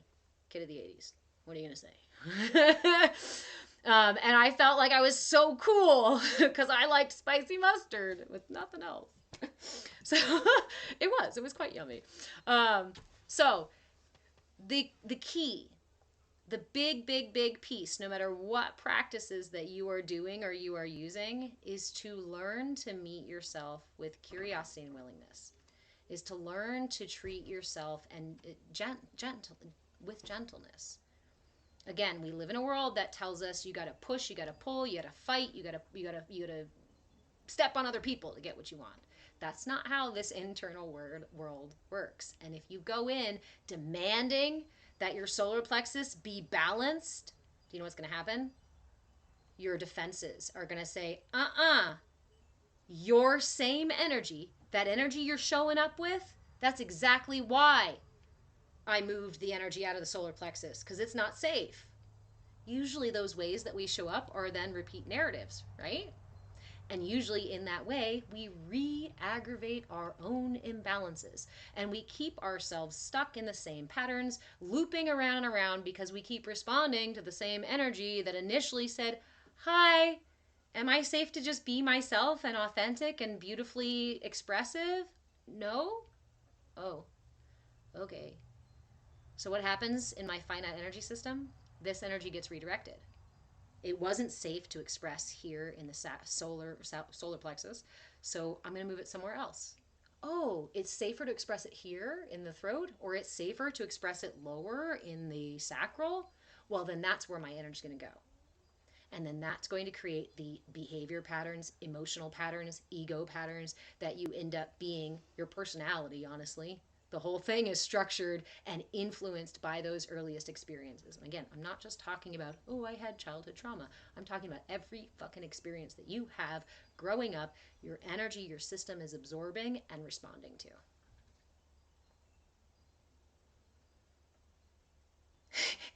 Lane, this is my hair does whatever the hell it wants. I have no real control over it. It's a negotiation process. Thanks for asking, Lane. Shelly, breathing reminds me to check in. Let me give you a little, really, before I offer a couple more tools, a really cool point about breath work, right? We hear all the time, again, even here in the West, we have the saying, take a deep breath. Like, come on, right? We know that it's helpful. We know that it's balancing. And then there's an entire pranayama practices. Like you can spend your whole yogic experience just doing pranayama. Why is that important? Oxygen is energetically charged, has a magnetic charge to it.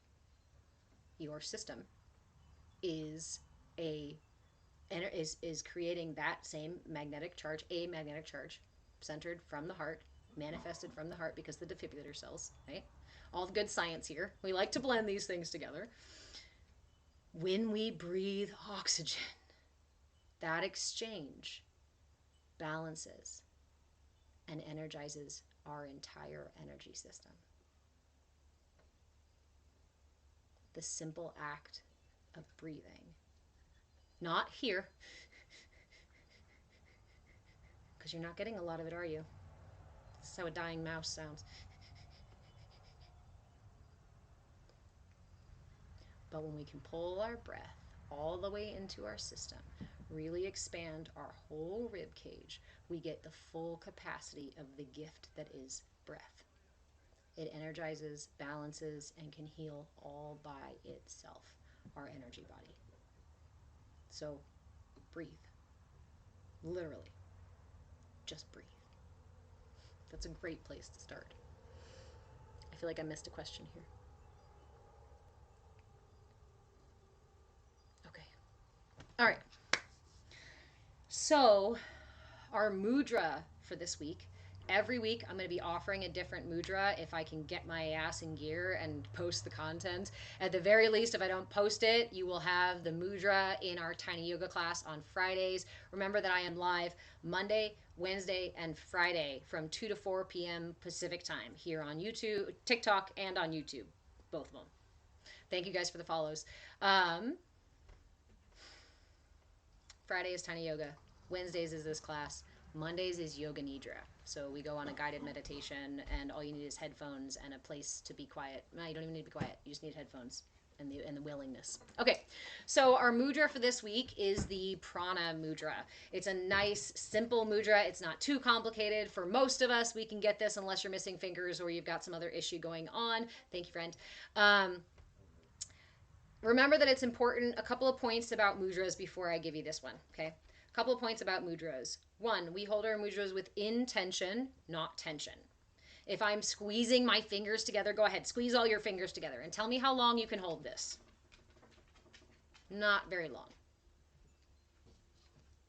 But if I pull all my fingers together and just touch them, make an intentional connection, I can hold that a lot longer. I need the intentional connection because if I'm not intentional about it, then my fingers are just going to wander off, right? I got to keep my intention here.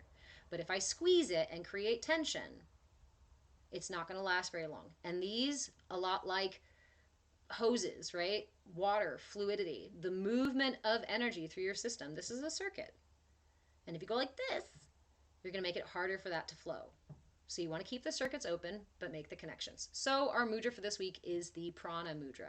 Keep your first two fingers extended and touch your thumb to the tips of your pinky and your ring finger. Remember, intention, not tension. So, Shelly, soft circuit. Let's do it like this, right? Let's try all three. Hold your mudra with tension. Squeeze and expand your fingers. Push them out. That's really uncomfortable, isn't it? You can probably feel the tension through your arm, maybe up into your shoulder and up into your neck. I can feel that shit all the way in my upper back. That's not good. So let's go ahead and shake that out. Let's not do that, okay? Now let's hold it, but not with any intention, right? I got a prana mudra. The fuck is that? I don't have any connection. My channels are going to be a little bit crooked. I'm not really here, right? So the middle point, the balance, is to hold the mudra with intention. That means I'm going to extend the first two fingers, and then I'm going to bring the pinky and the ring finger to touch the thumb. Just enough to feel that connection. The prana mudra. It helps to energize our entire energy body. It does help to support the pranic flow, the vayu, prana vayu, which is the upward energizing flow of energy. If you are feeling anxiety, this is not the first go-to mudra. However, if you are feeling anxiety and you want to discharge that energy, you can place the prana mudra directly on the earth.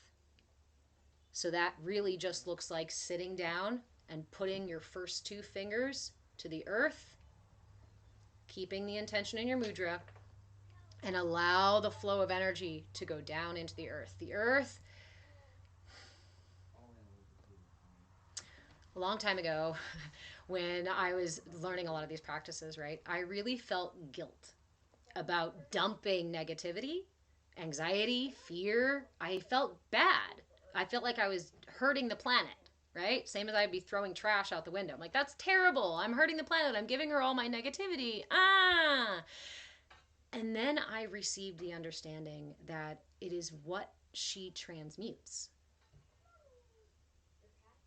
The process and the purpose for us being in this space and connected to the earth in the way that we are, and to be part made of earth, is so that we can exchange with the earth. Just the same way that our breath exchanges with the trees, so does our energy exchange with the earth.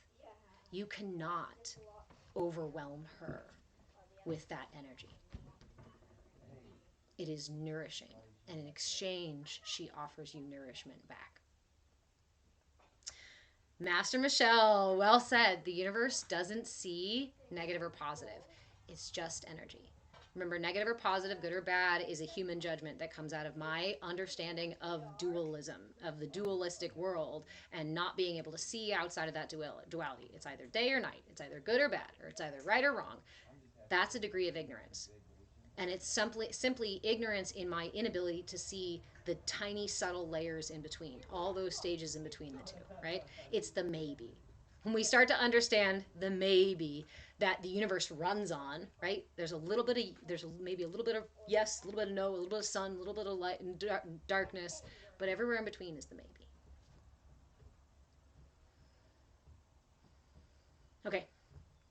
Prana mudra is one of the practices to help balance and energize the prana throughout our entire system, the energy throughout our entire system. If you're feeling out of balance or over energized, you can put this onto the earth and use that as a way to just release, release, release. The other practice I offered, rocking on the feet back and forth, heel to toe, or side to side, bridge to blade. Yeah, bridge to blade of the foot. Back and forth is another grounding practice. Apparently there's a term for it now. It's called earthing. Hey, who knew? It's called walking barefoot. It's called being a human.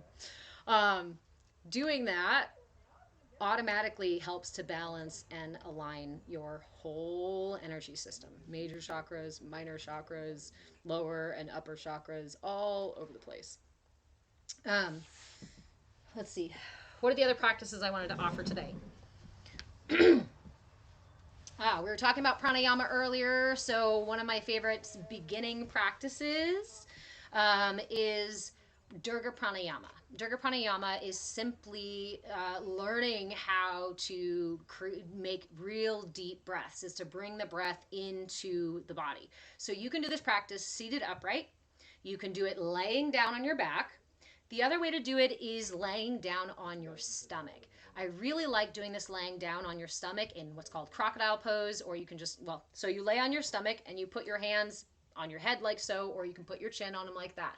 When you take these breaths laying on your stomach, you are very much aware of how the front body expands. And it actually encourages the back body to expand too. So if you're new in bringing breath down to the belly, or if you're new with expanding even your diaphragm and deep breathing, then I encourage you to lay down on your belly so you can get a real feel for it, especially if you've got a mirror nearby, so you can also watch the way that the different breaths move the back and move the back of the rib cage, right? Move your spine. So, Durga Pranayama, 3-part breath. Let me balance myself for a second. Hold on, guys. If you're doing it laying down, same thing. You can notice it just a little bit more. Either way, whether you're doing it laying down on your back or seated upright, put your right hand over your heart and your left hand down over your belly button. So for Durga 3-part breath, we want to inhale the breath and pull it all the way down to the belly. If this is your first time doing that, don't worry about it being perfect. You may notice that the breath feels very shallow, which is odd, right? If you feel like you're trying to pull it down to your belly, but your breath feels like it's difficult to make the full inhale, it's just because you need more practice. It's just about practice. Remember, all these things are personal practices. The more you sit with them, the more they will resonate within you. So for 3-part breath, the first thing we do is we inhale and allow the belly to expand, then the chest to expand, and then the collarbone to expand. When we exhale, the collarbone falls back down, the rib cage falls back down, and the belly comes in. If you really want to focus on it, you pull the belly button back to the spine on the exhale. And on the inhale, you release the belly button, allowing it to push outward. So Durga Pranayama, when you first start doing this, remember, when you first start doing this, it may feel awkward. Let's avoid shame, guilt, blame. If negative self-talk pops up in the head when you're doing this practice, return to the breath. Honestly, ignore it. If your mind monkeys are shit-talking you while you're trying to breathe, focus on your breath, okay? Without the need to argue with them, without the need to tell them what you're doing, without the need to engage at all, right? You don't need to engage in the story. Oftentimes when we do this, the reason we cannot get our breath all the way down deep is imbalance in these lower chakras. And so we may have defenses in our body which say, no, no, no, no, no, no, no. Big, deep, natural breath, that feels scary. Being fully in my body, that feels scary, right? That's why we're gentle with ourselves. This is how we approach these practices from a trauma-informed place, is the recognition that we all have defenses within ourselves that are there for a valid reason. That's my energy body, that's my energy system, that's my ego, that's my emotions, being my allies, being my team, being my protectors. Again, another misdirection of the West is where they say your ego is bad, your emotions are ridiculous, all these other things, don't pay any attention to them, just ignore them and try to control them.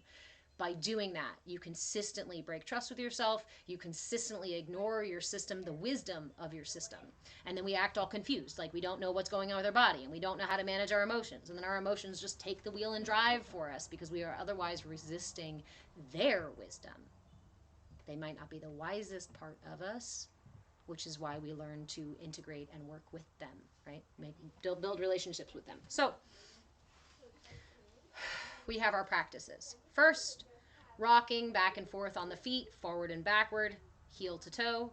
Rocking side to side, blade to bridge of the feet. This is going to help to balance, work with the knee chakras, the minor chakras, and the minor chakras around the belly button and the lower sacral. God, I gotta be careful on TikTok. That word. Trying to avoid the word.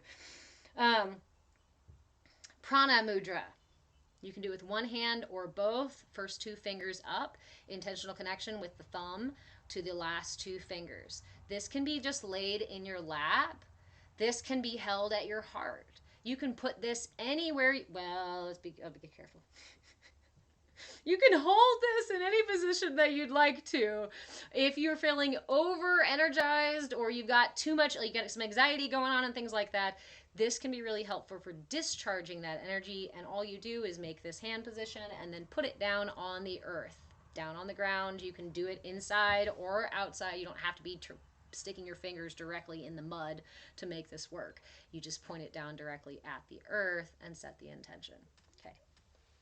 The other practice is Durga Pranayama because breath balances our entire system. Breath, the magnetic charge that's in oxygen, helps to expand and heal our energy bodies so they can be strong.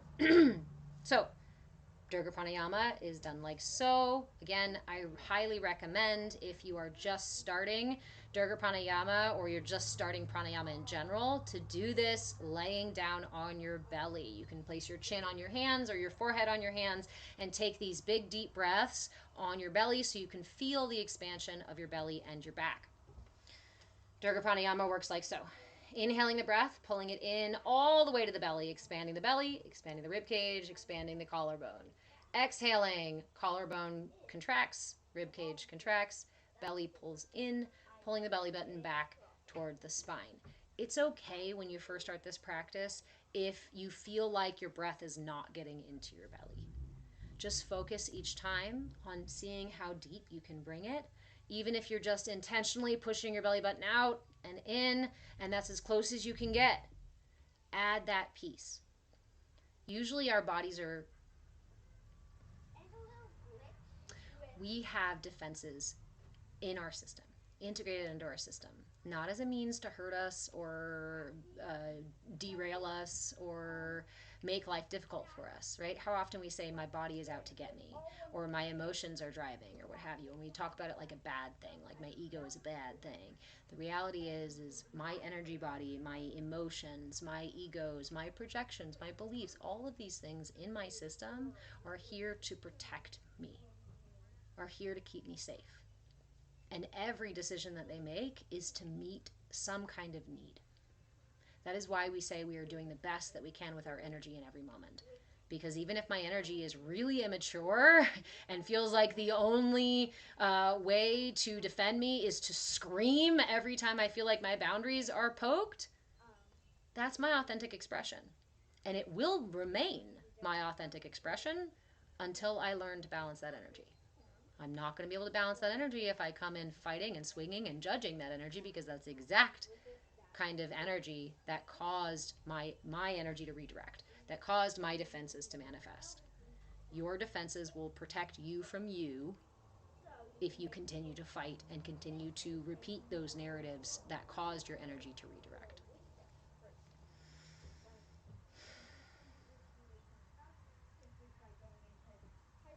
Trying to think of any other questions. We got 10 minutes left, so if you have questions, throw them out there. I'm thinking about any other practices. Remember, Friday from 2 to 4 p.m. now, Tiny Yoga has moved. Tiny Yoga is at 2 to 4 p.m. Pacific time, both on TikTok and on YouTube. Service apparently is better on YouTube because TikTok likes to hide the content. Why? Because it's actually useful. Hey, Mr. Marshmallow. Love Tiny Yoga. Yay, DJ. Thank you. AJ Hugh, I'm glad you're here too, guys. Any advice for panic attacks? So, we were just talking about how my system is my ally, right? I live with anxiety, and through the work of visualization and just learning about myself and a willingness and a curiosity to be present with myself, what I have done is when anxiety pops up, I imagine it like a friend of mine. Let's say I'm going to the grocery store. I've driven myself to the grocery store and I don't experience anxiety until I'm sitting in the parking lot. I sat in the parking lot, I turned off the car, suddenly anxiety grips my neck and grips my belly and goes, oh, we can't go in there. Right? The narrative comes up. The mind starts chattering away. The body starts tensing and all the energy starts flowing. Oftentimes, we meet that with frustration. We meet it with shame. We meet it with guilt. We meet it with, like, oh, not again. But imagine if you had driven yourself to the grocery store with a friend of yours in the passenger seat. And as soon as you turned off that car, your friend of yours went, wait a minute, did I forget my wallet? I don't know if I have my list. I don't know if I'm ready to do this. And somebody might talk to me and I don't think I want to talk to anybody. And do I look okay today? How would you meet that friend? Would you meet them with judgment and blame? Would you be like, what the fuck is wrong with you? Stop it. Oh my God, not again. You might, and you'd not be a great friend. I'm going to be honest about that. Just less than 10 minutes, okay? All right. Thank you. So one of the most powerful things that we can do when anxiety or any other of these emotions come up, especially the big ones, is imagine them as a part of ourselves that we can talk to, that we can interact with. And imagine if that was a friend, how would I speak to them? Because your anxiety is your ally. It is telling you that there's an energy that's out of balance that doesn't feel safe in this situation. And it's that simple. It can be that simple. Does it mean your anxiety is going to disappear right away? No, not always. Sometimes I negotiate with my anxiety and say, you know what, how about this? As soon as we go in there, we're going to go get a coffee. Or we're going to go get a chocolate bar and snack on it all the way through the grocery store, right?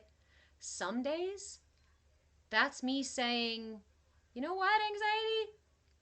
I don't have to go to the fucking store right now. I was only going to go in there for like a little thing. Or where I'm at, I have a little tiny store down this way. I'll tell anxiety, hey, you know what, anxiety? Let's go to the little shop. Let's go to the little market right by the house. Let's go down that way instead of this big grocery store. We don't have to do this. What happens when you start to show up for yourself in these tiny little ways, moment by moment, when you actually need it? Trust. We start to build trust. And so the next time you drive up to the grocery store and anxiety pipes up, it may not be quite as intense, or it may calm a little quicker. And the more you meet anxiety with curiosity and willingness, the more willing and curious your anxiety is going to become. Somebody asked a question. Purity, hey friend, what platform for Tiny Yoga, here or YouTube? So I am always live on both TikTok and YouTube. TikTok is my preferred platform. Sorry, YouTube. Because there's so much interaction that can happen here on TikTok. But TikTok, as you guys see, actively lags my content, actively hides my content, actively unfollows people. So if you follow me today, make sure you check in and make sure you're still following me. I am also on YouTube. I am Move with Change on YouTube as well. Please go follow me on YouTube. The replays for all my classes are over on YouTube. And so all of my classes, Monday, Wednesday, and Friday from 2 to 4 p.m. Pacific time. I am live on YouTube and on TikTok. On Monday evening from 5 to 6, we have group coaching in our Discord. On Wednesday evening, we just started a CAYA yoga class. So it is a full-on hour to 45 minutes to an hour long mat yoga class, and it's going to focus heavily on Kundalini practices, because Kundalini practices are designed to get directly to our energy body. Yes, a lot of other yogic practices are, but Kundalini really puts the spotlight on our energy body and moving our energy and balancing our energy body. So it's a 45-minute to hour-long class, and it'll start at 5 o'clock Pacific time. All the times are 5 to 6, are Pacific time. That's on Wednesdays, and it's only in our Discord. Fridays from 5 to late, we do a watch party. Right now we're streaming Ancient Civilizations from CAYA.com. If you're familiar with it, it's fucking awesome. If you're not familiar with it, come join us. That also happens in our Discord. So our Discord is totally free to join. The way you get the link is to follow the Patreon link in my bio, both on TikTok and YouTube. Go to Patreon. There on Patreon, you can you can join as a free member. You can then join our Discord via a link on Patreon as a free member. And then if you want to, there are memberships available on Patreon. For the last 2 years, 3 years almost now, I have been teaching free classes online on TikTok, on YouTube, on other platforms, and we have developed a fucking amazing community of people here, especially on TikTok, and I appreciate you guys so much. If any of you decide that you are finally ready to support the work that I do, I've been doing these classes for free and almost entirely by myself. Your financial support is what keeps the lights on, what keeps the internet on, and what fixes my broken things when when they break.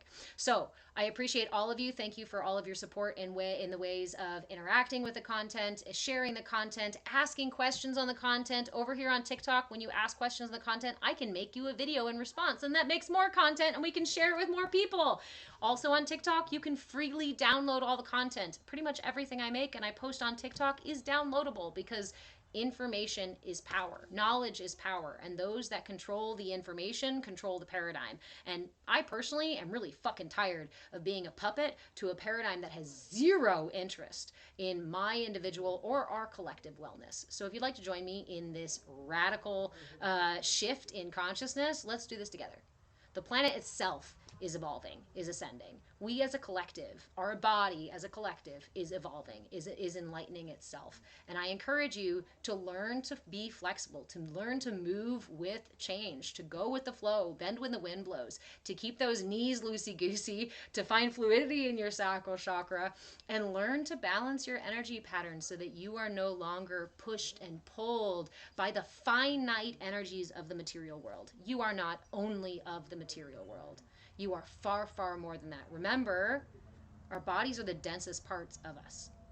And in terms of reality in the universe, dense matter, material matter, is a fraction of what's out there. You are so much more.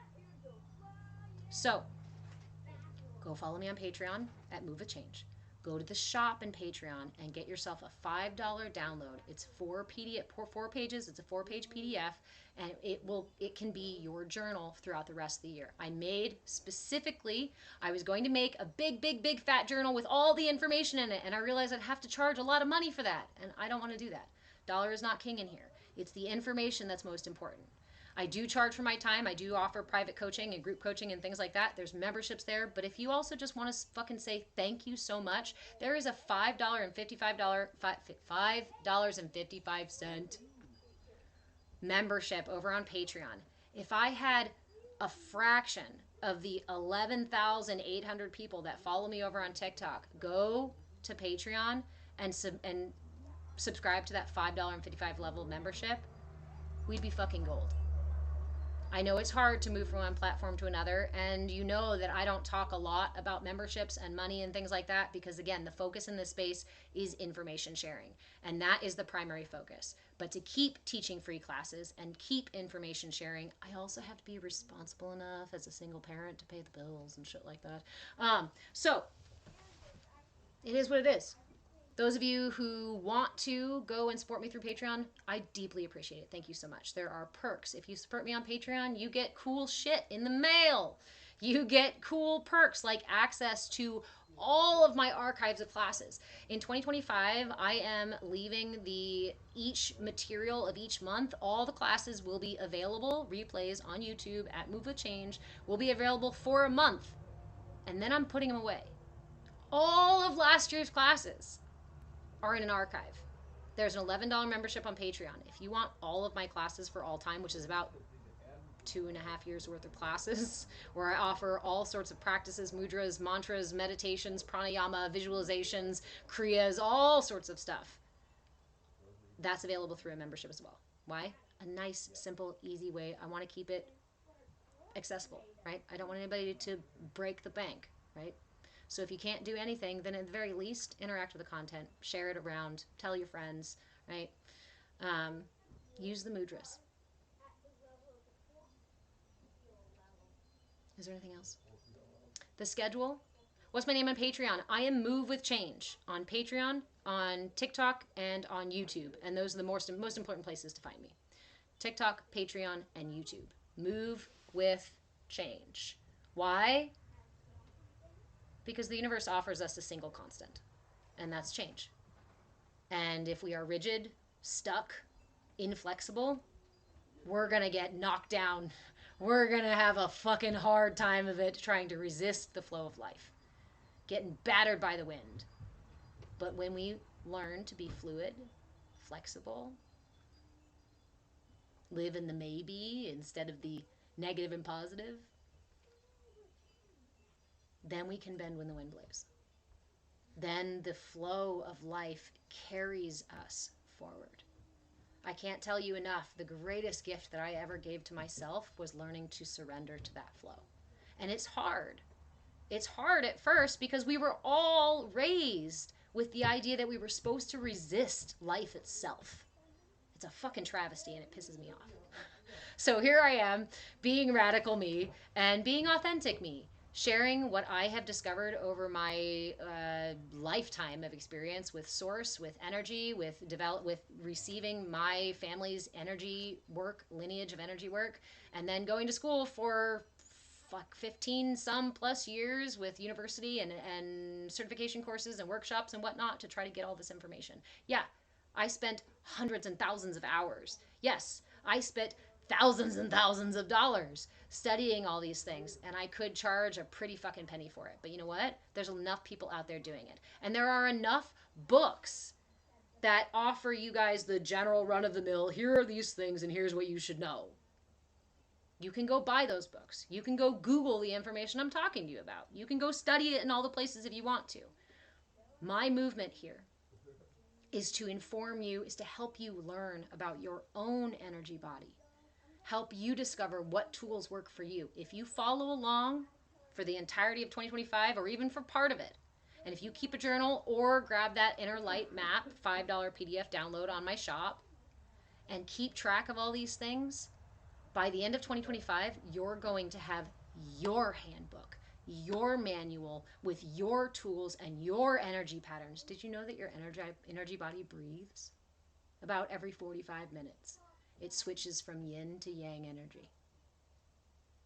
Do you know that your energy body has 5 different directions of prana that flow through your system?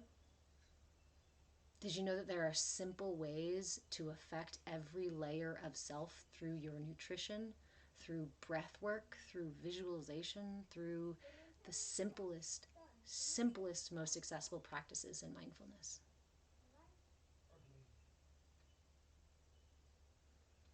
Mr. Marshmallow, surrendering to my current flow means severing familial ties and being made lonelier, being more lonely than ever. Each of our journeys are our own. And I can definitely relate to experiencing a part on my journey where I felt very lonely in my path, in this information, in my experience.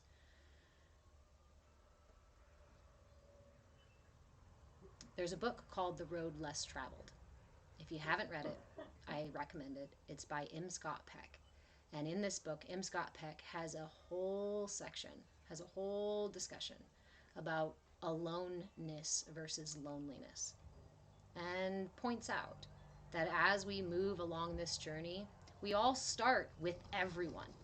Everyone starts this journey from a little energetic meat pocket. You're not even a meat bag. You're just like this meat bean into this lifetime. And as we evolve, as we grow, we expand and we walk further and further and further down our path. And some of us may choose to no longer walk down that path because we'd rather stay where we are. Some of us choose a life that keeps us with the whole crowd. And that's our dharma. That's where our energy is best. And some of us will experience the breakaway from the crowd. And the initial response, I had it too, is to say, wait, no. I don't want to go out there alone. But what did Adam and Eve do?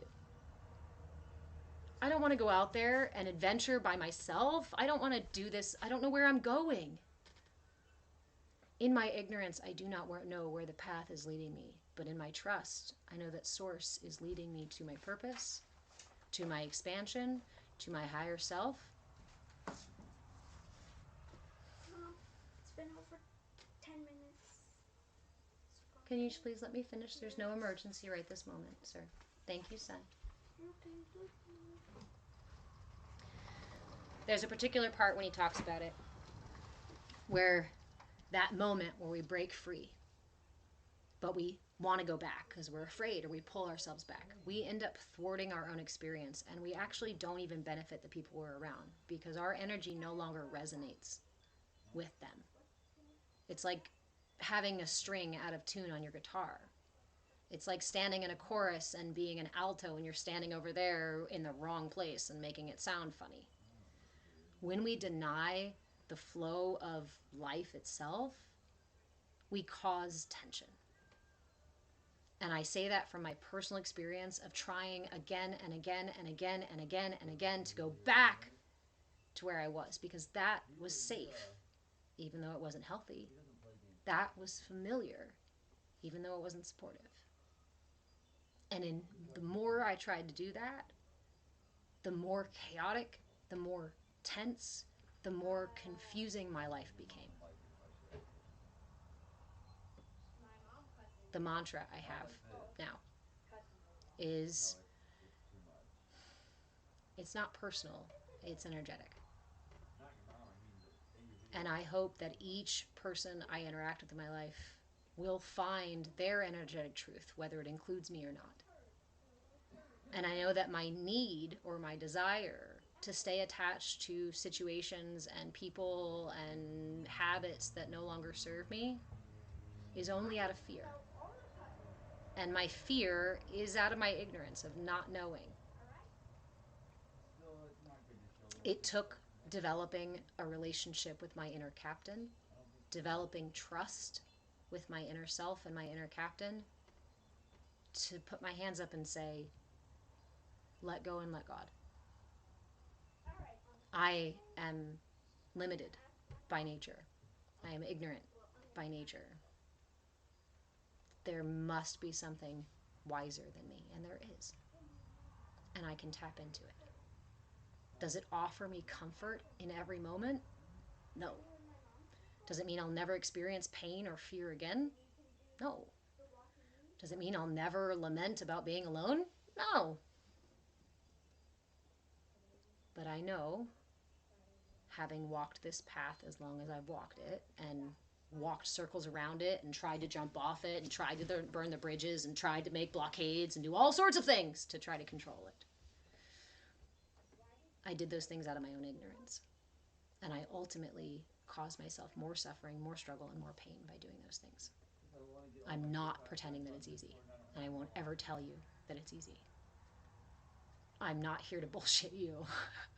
For those of you who have hung around for a while, you know that I'm going to tell it like I've experienced it as best I can, and I'm going to reflect that back to you. And I'm here sharing these things for free because it's that important.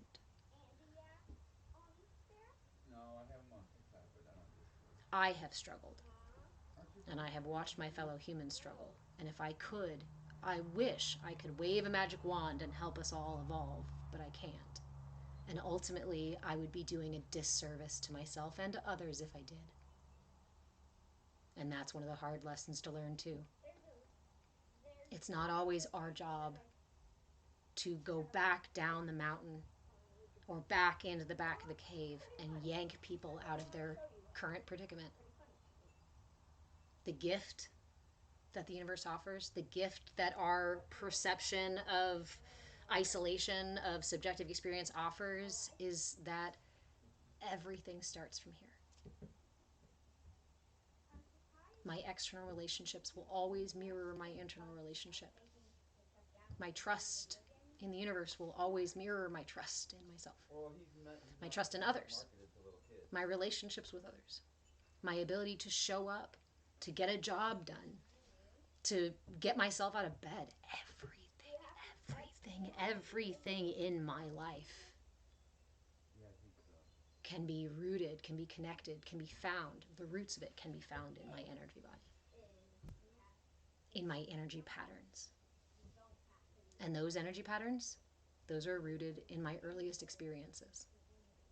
That's why I always like to say, right, when we want to heal ourselves or repair or find balance or get over some trauma or some trigger, we think we have to go do hypnosis or we have to time travel and go into our history and find our little kid self and figure out how it happened and find the details and blame who in there and there.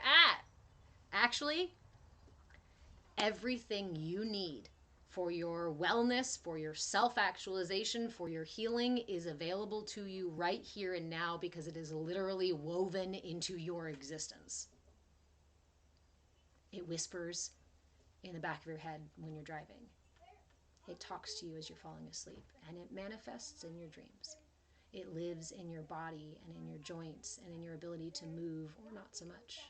It lives in the cadence of your voice and the volume of your emotions.